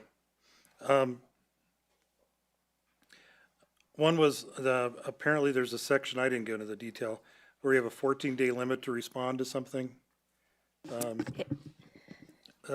Section 520, 110B, 1C, the 14-day deadline, It was related to the lottery. the lottery. Yep, and that was a proposal that we put in there. We can definitely have a conversation about what that looks like as far as the length of time. I will just note from my perspective of running this lottery, the longer, and maybe the perspective of people who want to get on it, the longer you leave it open, the larger the number of properties that are going to be on that lottery. Sure. The slimmer your chance may come to get one of those 30, I suppose. So we just chose 14. It could be 30. It could be whatever the board sees fit. It also starts to kind of run into, the longer we leave it open, run into that season, because we're not going to even begin processing anybody off that wait list until we run the lottery, close the lottery, draw those, get the up to 30. If we have that many, we won't even begin the process of pulling people off of that wait list and start processing those until that lottery is done. So just something to consider as far as the length. Yeah, and I appreciate that. I think they made a good point, particularly in the wintertime, people are traveling, things like that. 14 days is pretty tight. I'd be more comfortable with 30 days, give people a little more time who aren't around. I don't think it changes things much. There was another comment in here that I don't know how this applies, about that a suspension because of violation, and then if the property did get transferred, does the suspension carry over to the new transferee? Yes, trustee Lancaster, that's been in our code since, I believe, at least 2021. Yeah, And the concern there was kind of similar to the conversation that we were just having. If transferring the property wiped out the suspension, then you'd just be able to transfer it to another business entity that you also owned. It would be really hard to track that. but now we're limiting it to real persons, right? And the real Only person for- has to, Only for the post-2021 licenses. That provision applies to all licenses. yeah. I mean, I think they made a good point. If you do, I mean, if you have a bad, let's take a bad family member, you want to get out of there. It might be to our advantage to have someone else in there to punish the new license holder for the sins of the old license holder. I think they made a good point to that. That one, I don't know, I just didn't like that provision that it carries over to a new license holder. It seems like it should start from scratch. I mean, if people are trying to work around it that way, And if they continue to be bad actors, the next family member could get a suspension as well. But if I owned a home with my sisters, and my sister screwed up, and the rest of us decided, we're gonna take the license away from you, we're gonna take it over, I shouldn't pay for those errors. That's just my opinion on that one. And then I would like this whole family member transfer thing, I missed that somehow. So Trustee Brown. I had the same impression, Frank, that you had. I think you weren't at that meeting, though. You watched it online. Is that right? When was this? October 14th. October 14th. Yeah, Were you here? Trustee Lancaster was out, Mayor Pro Tem Sinek, and Trustee That was on Hazel. That was the 28th. Oh, what's That was the 28th. I was there on the 14th. You were there. Okay. Well, I had the same impression. I had the impression that we were struggling with, well, how do you prove this family thing? And it was sort of like, oh, well, I guess we shouldn't do it. And I don't think I ever felt that we ever got to that last point that, no, we won't do it. So I would personally, because of what our discussion was about how this is a family centered tourist town and resort area where there are, to begin with, lots of family properties that have been here for multiple generations, that, this is something, I don't see the downside in doing it. The upside is you have less turnover in licenses, and you have less disruption of neighborhoods where you've added a new vacation rental when there wasn't one before. So I think having a family transfer, and I think it can be pretty simple. We decide, I would think it would be, children, grandchildren, siblings, nieces and nephews. You could easily specify the people and then self-certify whether those people are in fact related to you, as you've indicated. So I don't think we would ever have, I don't think it's feasible to have anything to prove that up. But I got a sense that there were a lot of things, like you added the reference to illegal duplexes and accessory dwelling units, and I don't ever remember us discussing that. And I know illegal duplexes has been a little bit of a pet peeve of yours, Jackie, and I'm not sure I understand what's an illegal duplex and what isn't. In my own mind, there doesn't seem to be anything wrong with it actually being a duplex when it's occupied by a renter, because you've already got two different family groups running it. And it doesn't seem also to make sense to me that we wouldn't allow the owner to go to the ADU and live in the ADU while he's renting out the main house. I know that it says that we can't. So in my own mind, there are questions still to be answered. I agree with the 14-day comment that Trustee Lancaster said. 30 days seems more reasonable to me. We don't really have, I do think overall the proposal is pretty much what we said, with the exception of the family membership, family ownership, or family representative. We don't really have a process for how do we change the licensee within the family if we do that, and we would need that. And we probably need it anyway, because if multiple family owners own a property and one is the named licensee, there may be circumstances where you want to change that from time to time. And then I guess the other thing is, I've always thought that we're awfully strict about the inability to essentially cure a administrative issue which comes up with, if you miss the January 31st date, you're out. And with a non-transferable license, that's pretty significant. And it seems to me that there ought to be a cure thing. So my personal feeling is, and I'll make a motion to this effect and we'll see if there's support for it. I'd like to table this to consider, reconsider some of these things so that we can come back based upon the discussion that emanates from this at the next town board meeting with a modified version. I think the overall guts of this are right. You know, the whole thing about LLCs makes a lot of sense. Naming an individual so there's someone actually responsible. I like the wait lists and lottery stuff. I like the substance of it, but there's still some things that I think ought to be worked out before we adopt this. And so I would personally move to table this until the next town board meeting. Continue the public hearing. Yeah, continue the albeit public with hearing. modifications. We run into some time constraints, correct? Well, I'd only do it till the next town board meeting. And I won't speak for Attorney Kramer or Town Clerk Williamson. My only concern would be trying to hash this out tonight to give direction to staff on what something would come back for consideration might be difficult. I'd probably suggest, unless there's opposition, that we continue this to the December, if the board wants to continue this, that you continue it to December 9th.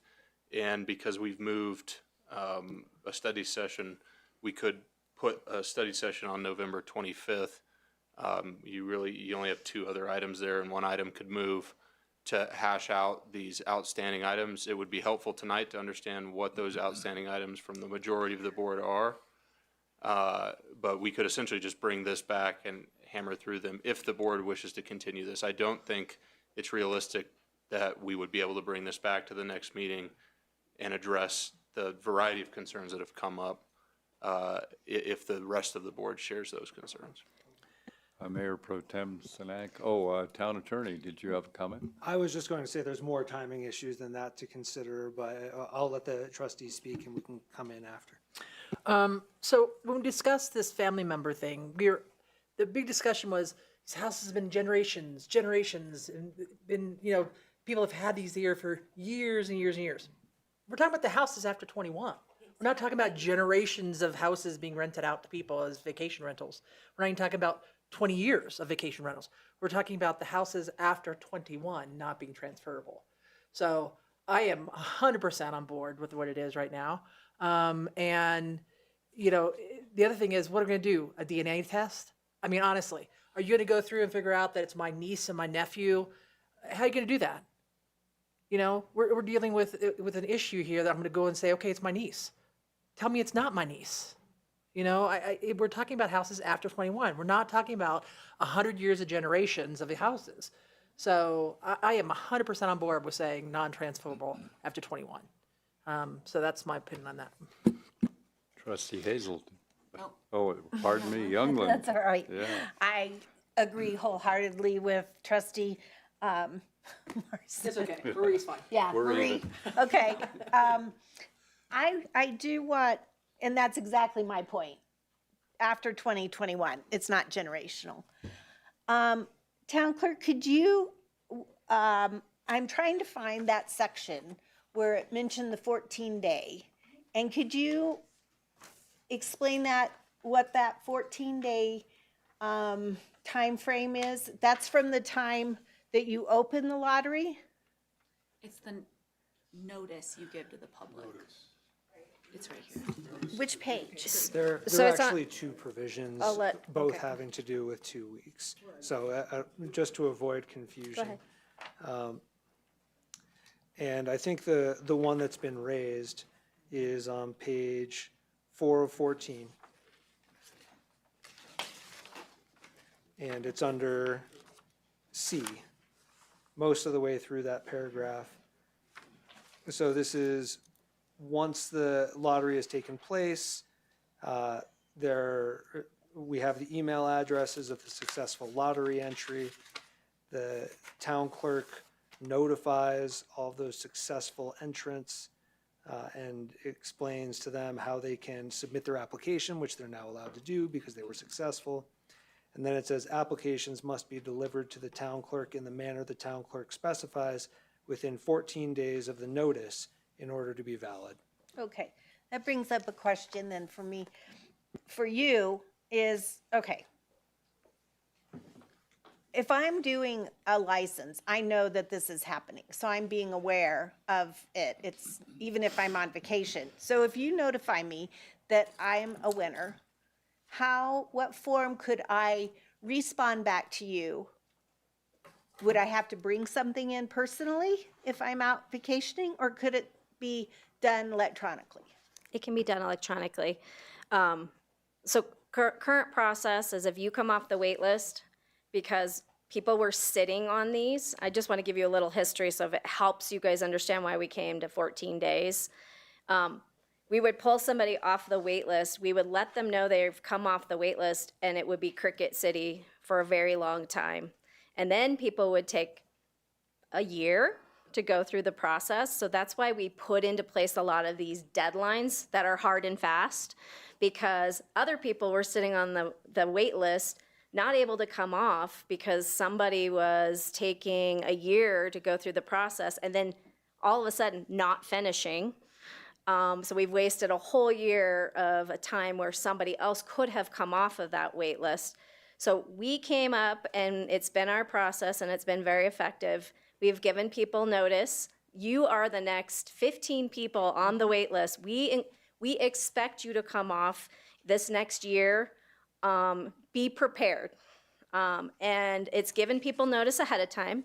So then when we do get done with renewals and we establish how many open positions we have, we pull those people off the wait list and we let them know, hey, you've come off the wait list. We now need you to review your application and make sure all the information's good. You have 10 days to do that and let us know that you want to proceed.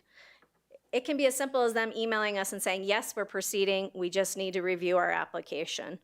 That's what we've been trying to do so that we could, in essence, take some consideration to those other people that are on the wait list. We decided 14 days, 2 weeks seemed like a good number to go ahead and put in the code so that we can move those forward off the wait list in a timely fashion. Again, we've noticed everybody annually where they are on that wait list and we let them know, start getting prepared. If you need to do a life safety, we recommend you do it now. If you have the intention of running a business and running it as soon as possible, you'll be ready to go when we pull your name off that wait list, if that helps you. Yes, thank you, because I've been there and done that. And you have notified me through email that it's coming up. I'm X amount on the list, so start being prepared. And then got the notification that, hey, do you want to still move forward? Your name is up there.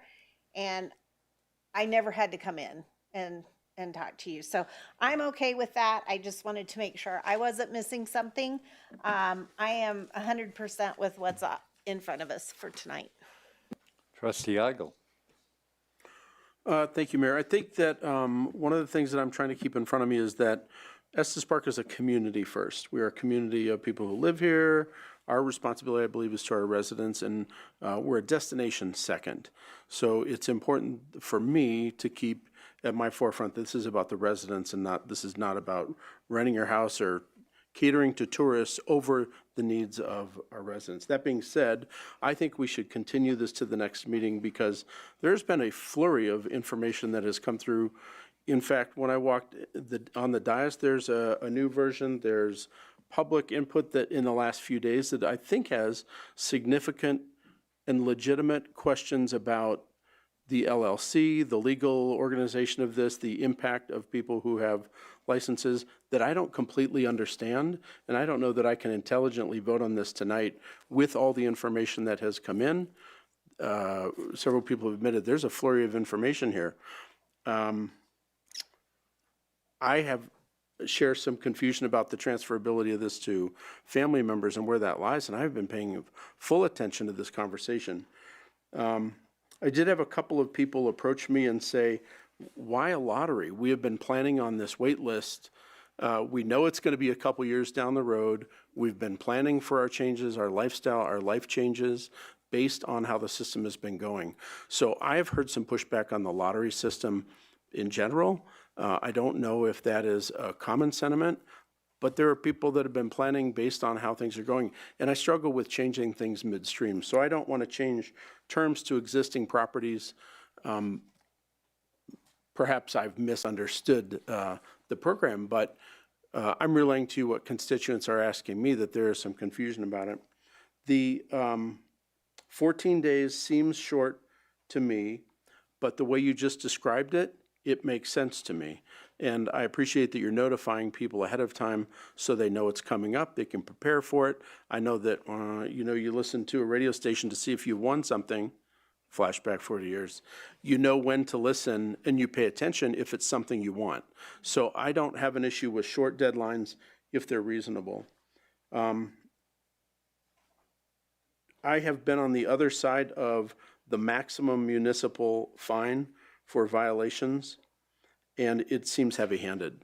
To say we're going to issue the maximum fine of $26.50 a day per violation seems, it's a fine, so it's punitive, but it seems a little bit heavy. $1,000 would probably scare people. I just wonder how that fine came to be, and I want to make sure that this is supportive of our community while trying to reinforce that this is a community first, a destination second, and we have to balance the property rights with the needs of the community. So I do not feel I have enough information to vote. I don't think I'm dangerous, but I would like some more time to dig into the details and have a better understanding of some of the legal issues that I think are present with LLCs, ownership, transferability, can families take properties, et cetera. Trustee Lancaster. Oh, it was back up again, that fast.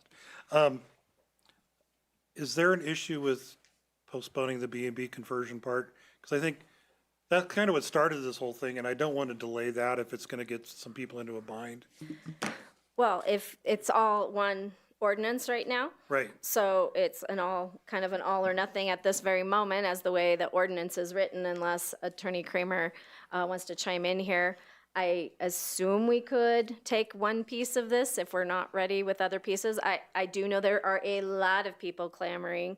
As I said, we've gotten 30 phone calls just recently about the wait list. So I do know a lot of people are interested in that piece. I don't know if the transferability piece seems to be the piece that maybe there's more concern related to, but I'll let Attorney Kramer weigh in on that. Let me reframe my question.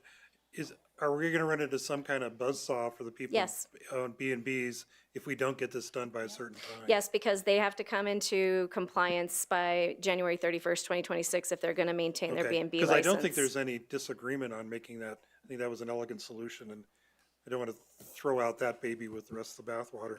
Well, Trustee Lancaster, remember, if we're talking about the B&Bs, we're also talking about the hosted short-term. That's what I mean. That's what I mean, Okay. is converting the B&Bs to hosted.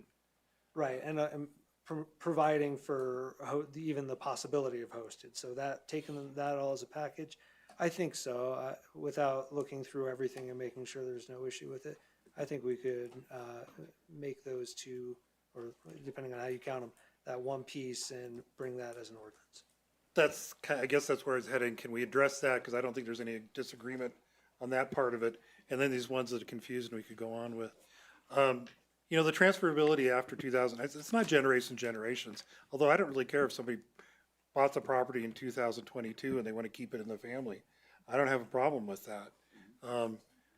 And all it says is that they didn't get a license until 2022. They might have owned the property since 1892. They can still own the property, they can still transfer the property. And they might have been doing things up until whenever we started short-term rentals, they might have been renting it out for 50 years before we did it. I mean, we can play those kind of games all day, but I don't think it's not like these were a brand new home with a brand new owner who just moved here and started in 2021. Some of these might have been, the ownership might have been there for a long time. We're not saying they can't own it. But I don't think we're not supposed to be debating up here like this. It makes a healthier debate. Yeah.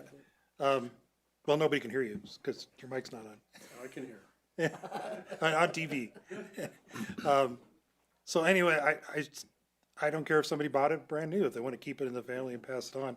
I thought that's what we were talking about. But I think that needs more discussion than that. But I don't want us throwing out and getting people who have bed and breakfast and want to convert it, because I think we're all in agreement on that part of it, to move ahead, and if there's a way to do that, and then continue these discussions on the transferability and some of these other things. I mean, I'm not sure the point of the natural persons thing, if it's not about moving it to a family member.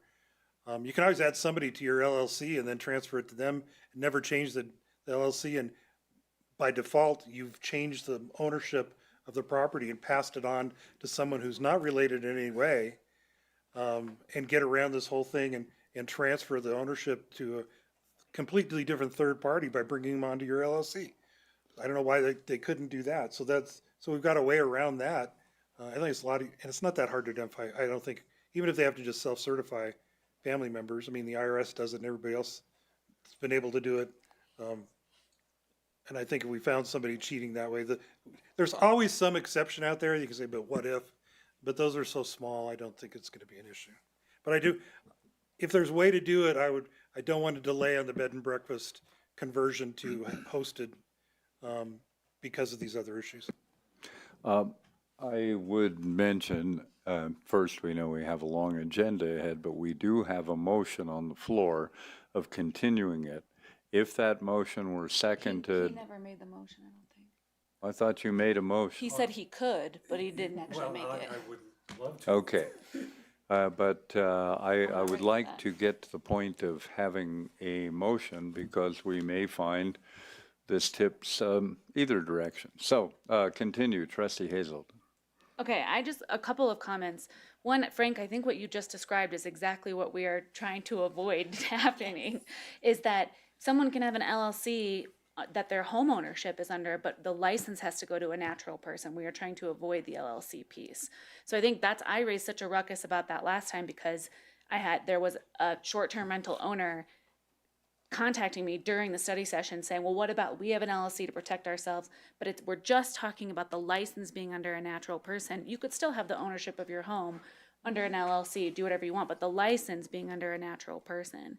So I will say, the comment about, I just want to address that I think the wait list has been frozen for years. So somebody banking on being added, the wait list reopening or being added to it, in my opinion, is making a decision based on their own assumption and not on any information or promises that this or previous boards have ever made. So I want to be clear. And it's not that we said eventually the wait list will open back up and you can get on it in the way we've always done. It's just been frozen. And now we're addressing how do we reopen it, because there are going to be 1 million people at the town clerk's office at 8:01, bang, bang, bang. And how do we manage that? So I do want to say that I think two final, just like more comprehensive notes. One is I'm going to call us out as a board a little bit on this, because we have had many conversations about it, and to be totally fair to staff, I feel like if I was a staff member, I'd be ripping my hair out. We go back and forth. We say one thing and then we change our mind in the next one, and then we go back to changing our mind. And maybe it's just because we're not being totally clear. Maybe the consensus is 4-3, and some people feel, one way in a study session, others don't. But we definitely left the last study session with the feeling that defining the relationship for transferability was going to be a huge problem, and that there was a lot of commentary about honestly getting rid of transferability altogether at some point. Now, we're not directing that at this moment, but that's where we left it. And so to kind of go back on that, I'm not saying the opinion isn't valid, but I'm saying our direction as a board, we're looking it's looking rough for us. And we did this with the B&Bs too. We keep going back and forth. So I would say that overall, I think one of the things we've continued to challenge ourselves with is defining what problem we're trying to solve here. And I think the original problem, right, was the LLC, or, one of the big issues was the LLC piece. Certainly the B&B is part of it. Frank, I'm glad you asked that question about, can we move a part of that along? I would be really hesitant to continue this again without any sort of collective, direction. But I think we have to challenge ourselves into what's the problem we're trying to solve here.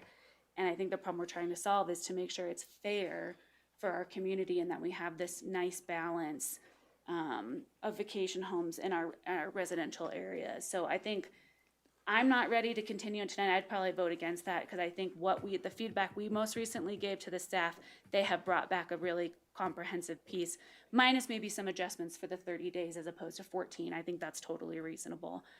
But otherwise, I'd push back on us continuing this. I think we started on hosted STRs. I would suggest perhaps that we get a motion and a second on the floor and then finish our discussion and vote.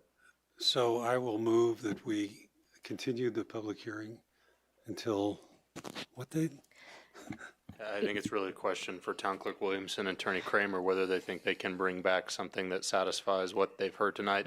I couldn't. I think there's a lot of varying ideas. Well, I think we covered may a lot need of different we territory. may need another study session. I think maybe if the direction is to bring back the Airbnb and the hosted piece to action on the town board on the 25th, we could do that. But I think these other items probably need to go back to study session. That's my take. I don't know how Town Clerk Williamson and Attorney Kramer feel about it. And assuming we have a second on that motion, we can also entertain an alternate motion to approve. So do we have a second on that motion? He didn't, I don't know that he finished his motion. I want to just let you know that Attorney Kramer and I will not be present for the December 9th meeting, so that's really not an option. So I just want to make sure that that's clear. I'll be remote at the next meeting as well. State your motion, please, Trustee Brown. Well, I'm not sure what the proper process here is, but I would like to, this is a public hearing, right? Yes. So I would like to continue the public hearing until, I guess, November 28th, which is our next town board meeting. 25th. 25th. And to, should the board feel like they need it, that we have another study session until we finally resolve this. I just think that there's too much still up in the air. If we can do the bed and breakfast part separately, I'm fine with that. I just think that there are questions here, it's kind of punitive, and like the 14-day thing, you know, the 14-day provision, first of all, you don't have to submit a complete application in order to get in the lottery, but you have to complete a full complete application at the end of the 14 days once you're notified. So the time frame is a little different between, you know, what getting on the lottery and the other things. So I think there are some reasons we could look at that sort of differently. But and I still think we need some sort of process to replace the licensee, the individual licensee. That there be a process where that can happen as long as, and I think that's already in there, as long as the licensee, the new licensee has an ownership interest in the property. And we don't have that process worked out either. Town Attorney, do I need to come out of public session for motions and a vote? I believe I do. We have to conclude the public hearing.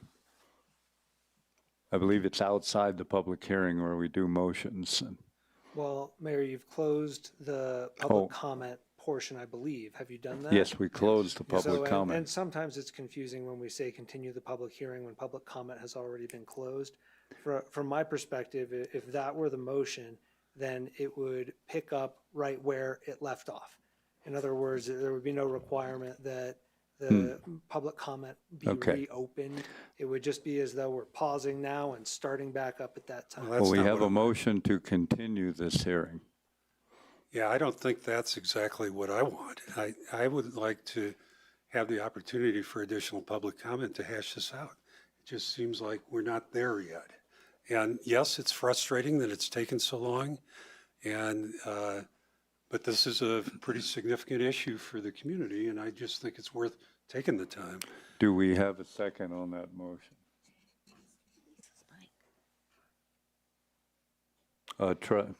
Can we turn off the other microphone? I second the motion to continue this action item. Trustee Brown has meeting. moved to continue this public hearing. Trustee Eigel has seconded. If we do another motion later to approve or deny, that'll be outside of the public hearing. That'll be after we close it. However, we have this motion on the table, And I'm okay at this point with voting on that motion. A no vote means we will not continue it. We will finish discussion, close the hearing, and take a vote on the ordinance or whatever it is. A yes vote means we will continue the public hearing, although we may not have set a date or process yet for that. So Mayor, if we do it that way, staff would just need direction at a future date for when to bring it back. Correct. I suggest we vote on this motion on the table. A no vote means no continuance.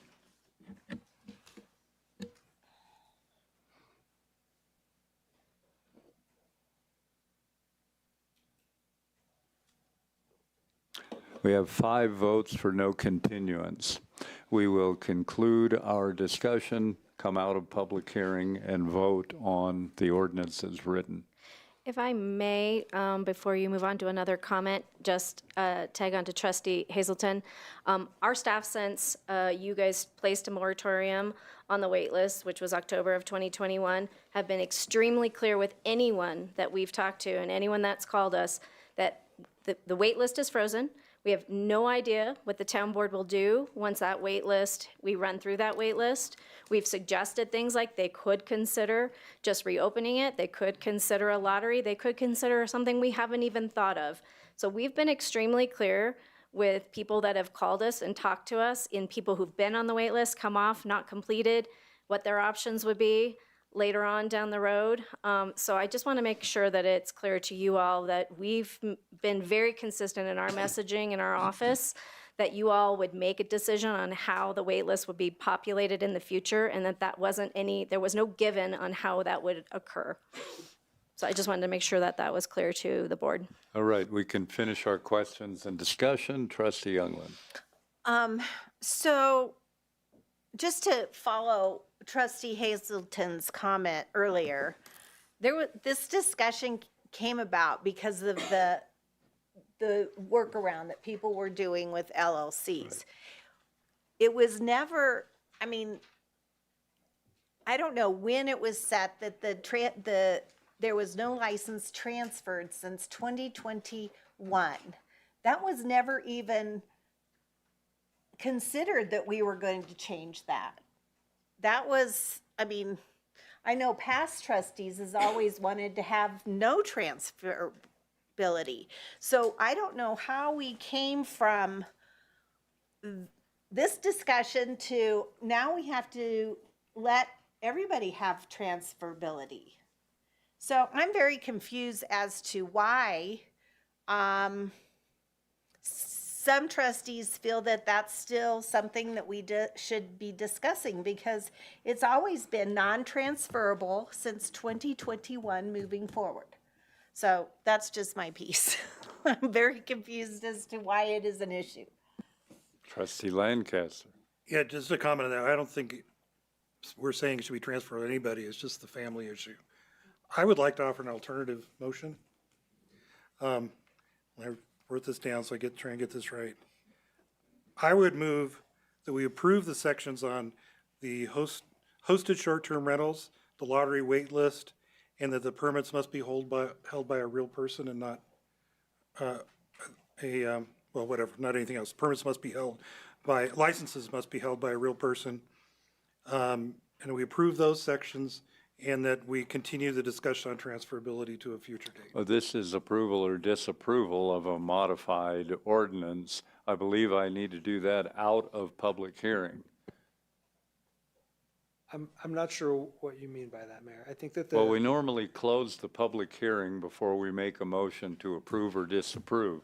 This happens to be a modification of the ordinance, but I'm still in a public hearing. I have not closed the public hearing. I'm just reading my script. Okay. If we want to come out of the public hearing and all of the information that's presented and then make our motions, I would feel that is the proper procedure. So everything that we've heard is part of the public record and part of the public hearing. This hearing is closed. You don't Should we need make to, make it again? you don't need to restate it. We've heard it. He's suggesting a partial approval and further action discussing. Is there someone to second that motion? Could I propose a friendly amendment to that, to change the 14-day period in here to 30 days? I think we need to name sections, 'cause I don't know what we're. So Mayor, yeah, I should jump in here. My concern with this motion as stated just now is precision. I would need to make sure I had a lot of clarity on exactly what was staying in and what wasn't. It sounds clear the way Trustee Lancaster stated it. I don't want to be going through and be, well, is that really related or is that really not? So, Trustee Lancaster, state again with maximum clarity. Well, I don't have the section numbers. I don't know if we want to go through that, but, and I accept that as a friendly motion, a friendly amendment. So what I'm proposing, we approve the sections on converting, of approving hosted, short-term rentals, including the transfer of people who are currently our B&Bs over to be hosted, hosted short-term rentals, regardless of the cap. That we approve the proposal of staff about the lottery list, the waiting list. We approve the sections that refer to that the license must be held by a real person.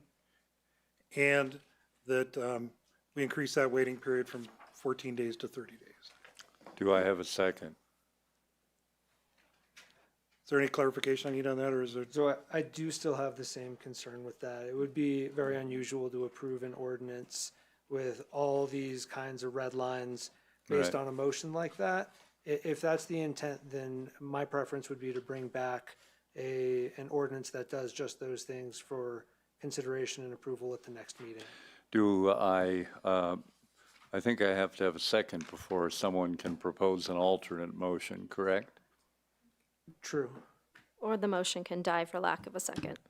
Yeah, if we don't have a second, do we have a second? Trustee Brown has seconded.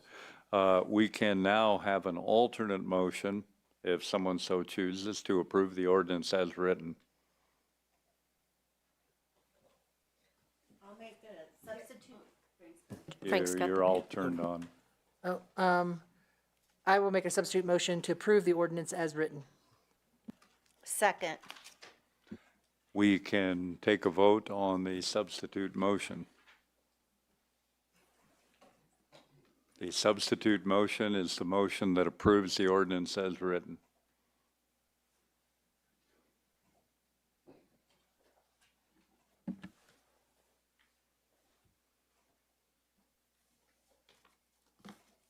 The substitute motion passes, the ordinance passes as written. The motion to do a partial approval is no longer active. I think we have completed this item. We will move forth. The next items are relating to the parking permits and followed by the post office space constraint study. Item 5, revised policy 842, parking permits. Manager Klein stepped out a few minutes ago.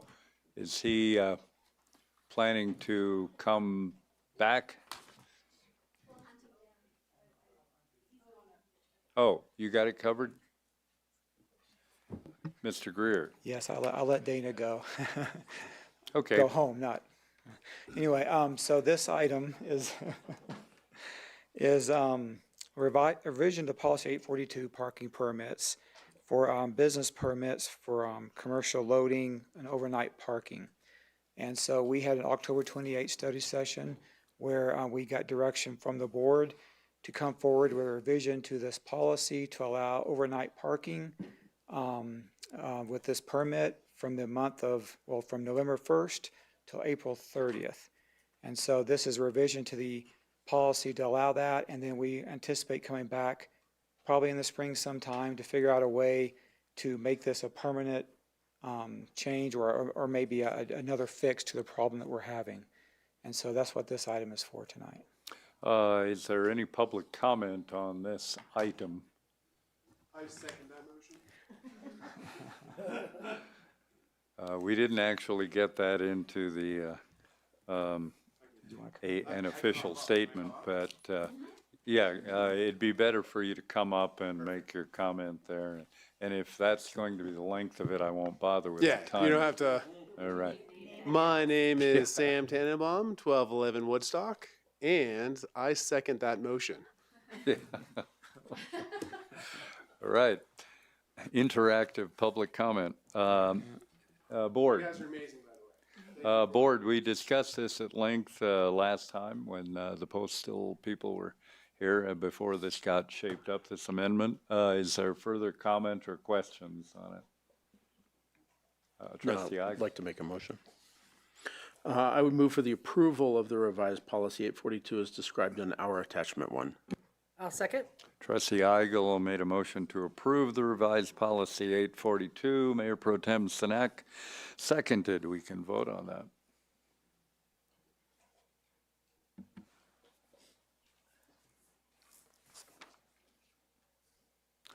Well, that was quick. 7-0, we pass, and there will be future consideration of some long-term strategy later. Item 6 is the post office space constraint study that Town Administrator Mahalik has been working on for some time, and we will turn it over to him. Mayor, do we want to go back and cover 601, the spending authority limits, or do you want to do this one and then 601? No, we chose to put those at the end. 601 and 1101 will be the last two topics. I'm sorry, I misheard you. This is the parking constraint study. Yeah. Oh, the Yes, I do have the materials on the parking constraint study, and I am presenting it. So this does tie into your last item. If you'll give me 1 second to get to the packet materials. Well, it's post office space constraint Yes, sir. study. They already submitted a parking Yeah, so it does constraint tie study. into this last question. The Yes. post office has undergone, to our knowledge, a parking constraint study. This is a belt and suspenders approach. What you have before you today is a letter from the town that is asking the USPS to undertake a space constraint study. We believe that facility, especially based on what we heard at the last study session from the postal carriers, is indeed space constrained. There were some striking photos in there of mail staged out in the rain. They do not have adequate space to safely load their vehicles. They do not have adequate storage space when that mail comes in. That is all summarized in that letter with a request to immediately undertake a space constraint study to complement the parking constraint study that is underway. If the board approves this letter, staff will work with the mayor to get a signed copy to our congressional delegation, as well as finding out who at the U.S. Postal Service we should send this letter to get prompt attention. Happy to answer any questions you might have. There is a letter and an enclosure with photos that are drawn from that presentation from our postal carriers. Thanks. And once it is submitted, if we choose to pass this, that gives me someone to nag ceaselessly. And also even provide ideas where they might consider. But first, public comment. Is there public comment on this topic? I do not see public comment. Is there board question discussion? I just have a comment of support and appreciation for you putting this together. I think it really captures what the essence of part of the issue we're having here, and I'm prepared to make a motion. Trustee Brown, did you have, well, we can make the motion first. Go ahead. Well, just a moment, if you would, because. Well, we can discuss after the motion, too. Okay. Yeah, go ahead. I would move to approve the post office space constraint study request letter, and I authorize the mayor to sign with this motion. I'll second. Trustee Igal moved to approve the space constraint study. Mayor Pro Tem Sinek seconded. We can now have further discussion. So I actually should have discussed this in the prior item, and which I did support. As far as it goes, I don't really understand if the overnight parking issue during the summer months from, at least late in the evening to early in the morning, that's not a problem for parking generally, even in the busy season. So this is kind of off point, but I'd like to consider revisiting the overnight parking particularly for the post office vehicles. For maybe it's 7 p.m. to 10 a.m. or something like that, but it just doesn't seem to me that that's a problem during those hours. It's certainly a problem other times. Just really quickly to elaborate on the town's concern with that, we are talking about that relative to the commercial loading permits, which is what used to permit postal carrier overnight parking in the lot. That was changed this year. We had a conversation with the postal operators. We've agreed to work with them to try to find some middle ground. But actually the issues were more severe than we thought. Trustee Eigel noted when they were giving their presentation, and the postal carriers confirmed that at times they're actually using up to 36 spaces in the Baldwin Park lot for postal operations. So it's not that the overnight parking itself is the concern, it's that when there's an overnight parked car and then an employee car comes in, and then sometimes there's 4 cars that are staged there overnight for capacity issues, all of a sudden you're at 20 to 30 cars that are occupying spaces, and maybe a handful of those are being actively loaded at any given time. So this does relate to the conversation we'll have between now and next season, where we're working on a compromise for those commercial loading permits that will allow overnight parking with some parameters, and really trying to work with the postal carriers while they're stuck in the facility that we believe is space constrained and parking constrained, to get the best of both worlds without overly utilizing that lot for postal operations. Yeah, I think that's exactly what I want to see happen, and that we should reopen the idea of overnight parking for the postal vehicles, if that makes sense after revisiting those rules. And I think that's what the, 842, by passing the short-term fix, if you will, then we'll, as Mr. Greer mentioned, we will discuss that in more detail for a long-term solution. So we have a motion and a second on the table. Trustee Lancaster, you have additional comments? Just a comment for particular people watching. We talk so much about the parking, but this isn't about the parking. I want people to understand the constraints of the post office go way beyond. Parking's a small part of it. And I watched the last meeting, I wasn't here, and when they had the people out in the audience, they showed how small they have, and saw the pictures of the mail out there with cardboard over it so it wouldn't get rained on. This is a much bigger problem than parking, and I don't want anybody to think we're just concerned about parking. The post office is inadequate for this community, and we really need them to do something and look about that. Trustee Youngland. Well, I'll just add to that, recognizing the safety issues that we saw. I mean, yeah, it was disturbing to see and hear some of those comments. So I'm happy that we can put that letter forth and maybe get something done. All right, in that case, it looks to me like we can vote.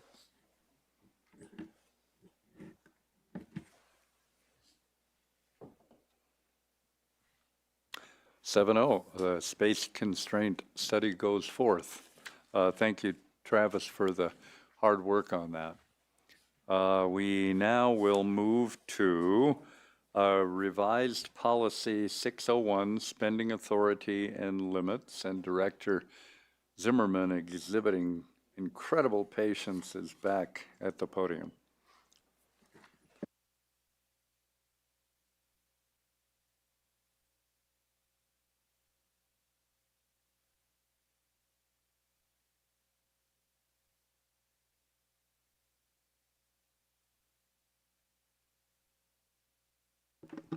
Mayor and trustees, Tammy Zimmerman, Finance Director. So Finance Policy 601 is our spending authority and limits that the town board approves. And currently, the policy defines each spending authority for each title and position in the town. And it does not address change orders and thresholds for those. During the study session that we had 2 weeks ago, we had a suggestion to update our transparency website with the organizational spending authority limits for each title. There were no other changes that I took for this policy, and especially in regards to the change orders and defining those limits. So there's 2 sections to the policy amendments to 601. The first one being updating the organizational spending authority, removing that table 1, which details out each position title with their limits. It's delegating that authority to the town administrator to assign the spending limit up to $50,000, and it would retain the $100,000 limit for the town administrator and town attorney. The second part of the proposed policy amendment is giving definition to what change orders are and the limitations with those. So department directors may approve up to a limit that is set by the town administrator, no greater than $50,000. And the town administrator is also authorized to approve change orders up to his $100,000 threshold. And the board approval is required if the total exceeds the board-approved contingencies. So you've been seeing several resolutions that have come before the board where they've put the contingency into the resolution wording.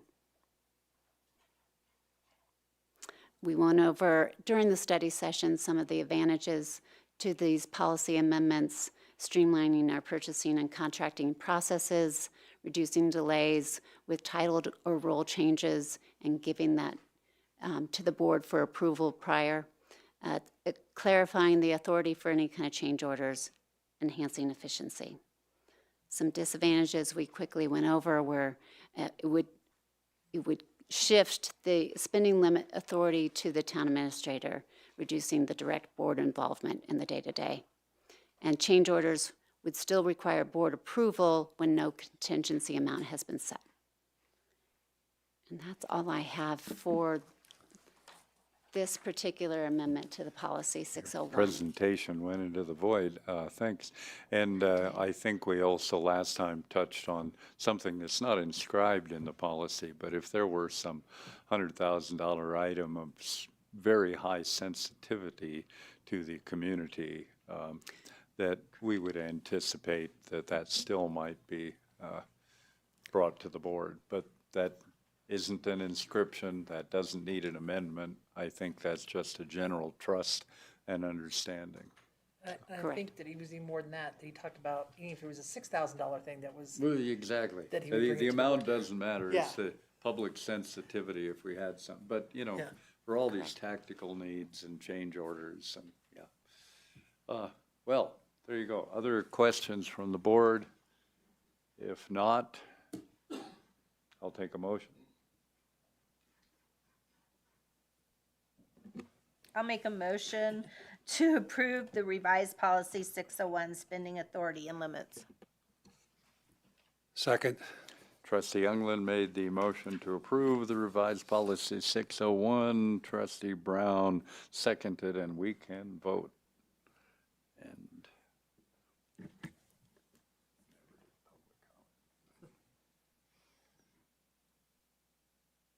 all right, there you go.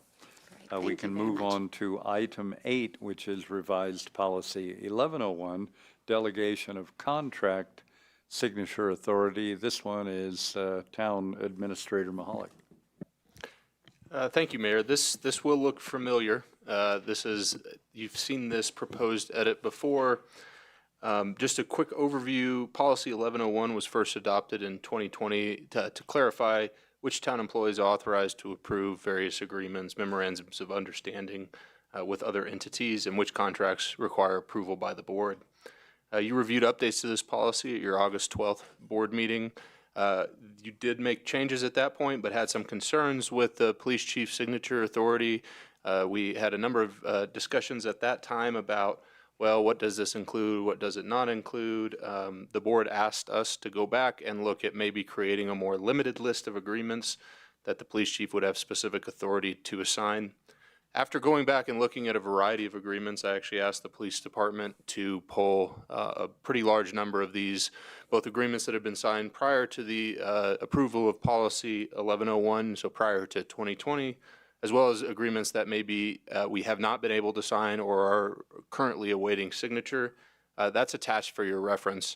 After further evaluating that, I am asking the board to reconsider the proposed amendment that would allow the chief to sign agreements and memorandums of understanding with other law enforcement, criminal justice, emergency services, and victim assistance agencies as pertains to law enforcement operations, whether or not those agencies are governmental.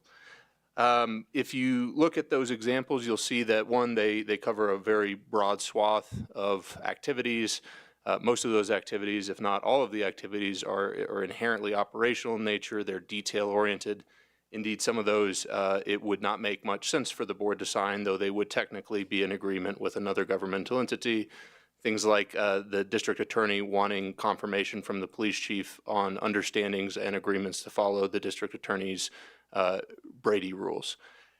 So with that, and with the uncertain future operational needs, uncertain future special event coordination needs, uncertain potential coordination needs, we just recently got a request from the Weld County communications folks to share encrypted channels. It requires an agreement.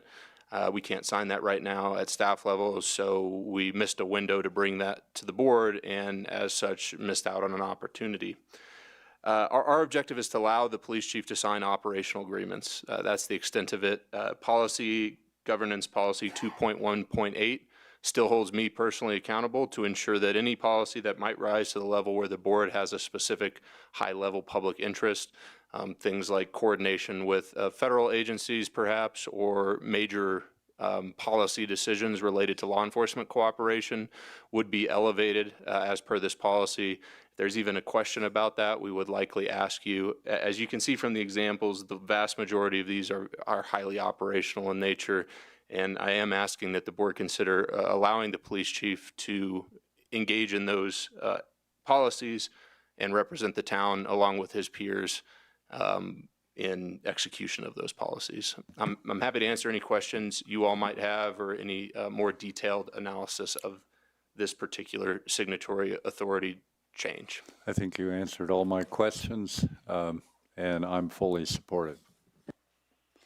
One of the hot topics lately is the flock system and the control of town-collected data. And so it's interesting to me to watch if there is town-collected data that's used for law enforcement purposes, will there be an occasion that the police chief would make any type of an agreement or have signature authority on the release or control of that type of information? I'd consider that a high public interest. And I would too, but I want to be clear. And ironically, would not be covered by this policy. Okay, so the Flock is a private company. That's a service. If it's under a purchasing authority limit and the budget is there, that is currently allowed under policy. So Flock itself, and we got a little bit down a rabbit hole because I neglected to mention that it is not a governmental agency. It's not a non-governmental agency engaging in law enforcement. So I would not see Flock as being tied to this policy at all. It's a service that we would be purchasing that's totally unrelated to what is being requested here. We brought it to the board, one, because of the high level of public interest and the potential sensitivity, and two, because ultimately it requires budget, and it's not a budgeted product. We don't have a spare $20,000 in the budget. So the appropriate way to bring that through is through the budget process. So it's a good example of how we handle contracts that staff might be able to execute anyway, but we recognize and make a judgment call that, no, this deserves a broader community conversation because of the activity that's going on.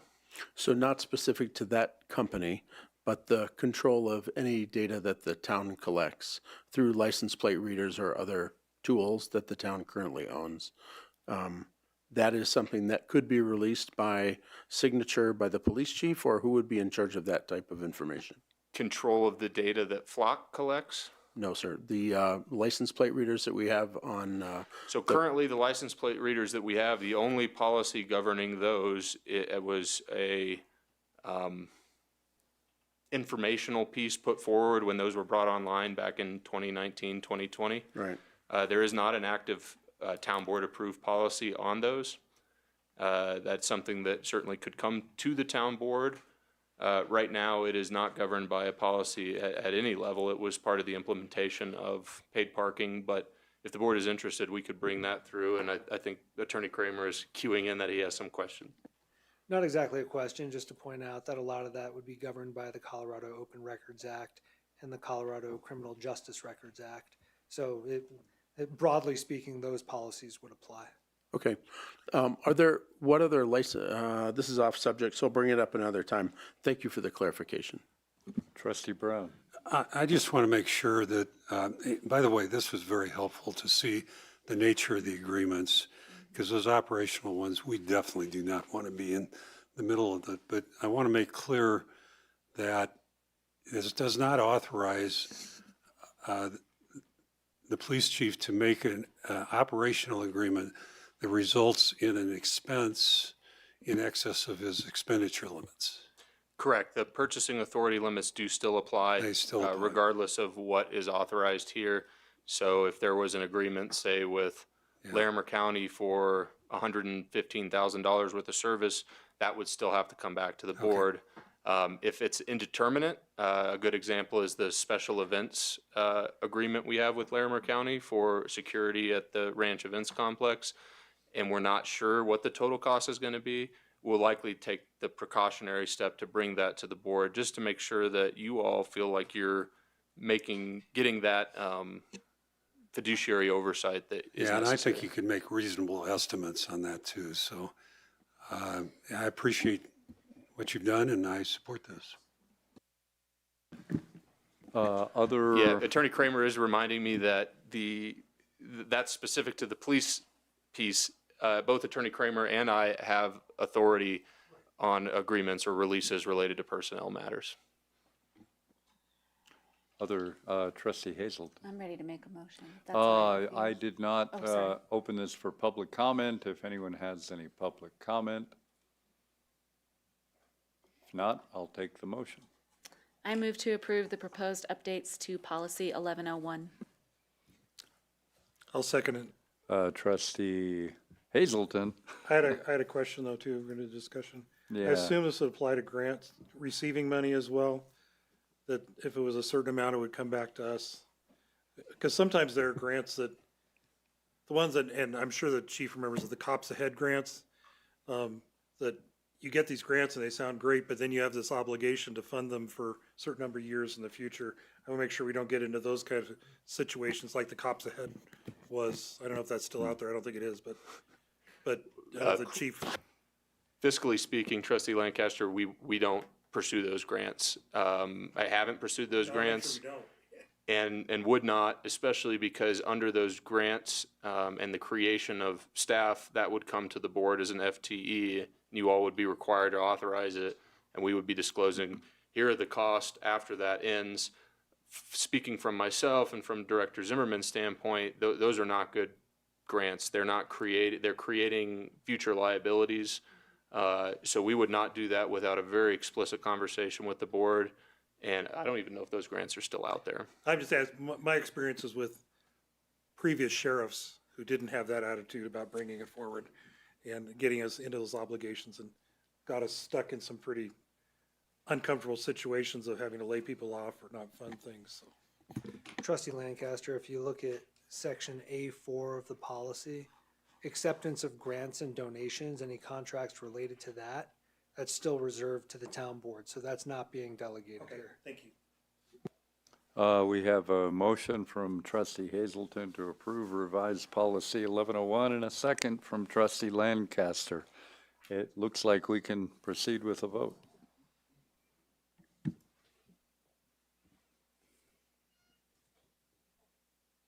And it passes.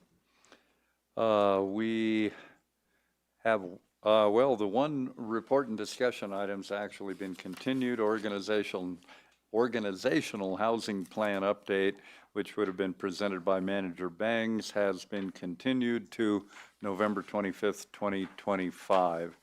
Therefore, we can move to the last item on the agenda, which is a request to enter executive session for a conference with an attorney for the board for the purposes of receiving legal advice on specific legal questions, section 2464024B CRS ballot question 300. I need a vote to enter executive session, and then we need to convert the room. I'll move into executive session. I second. Mayor Pro Tem Sinak moved to approve. Trustee Brown seconded. We can vote to enter executive session. And Mayor, it should go without saying, but that motion was specifically related to the description that you read off regarding that section that you cited and that topic of ballot question 300. Yes, that.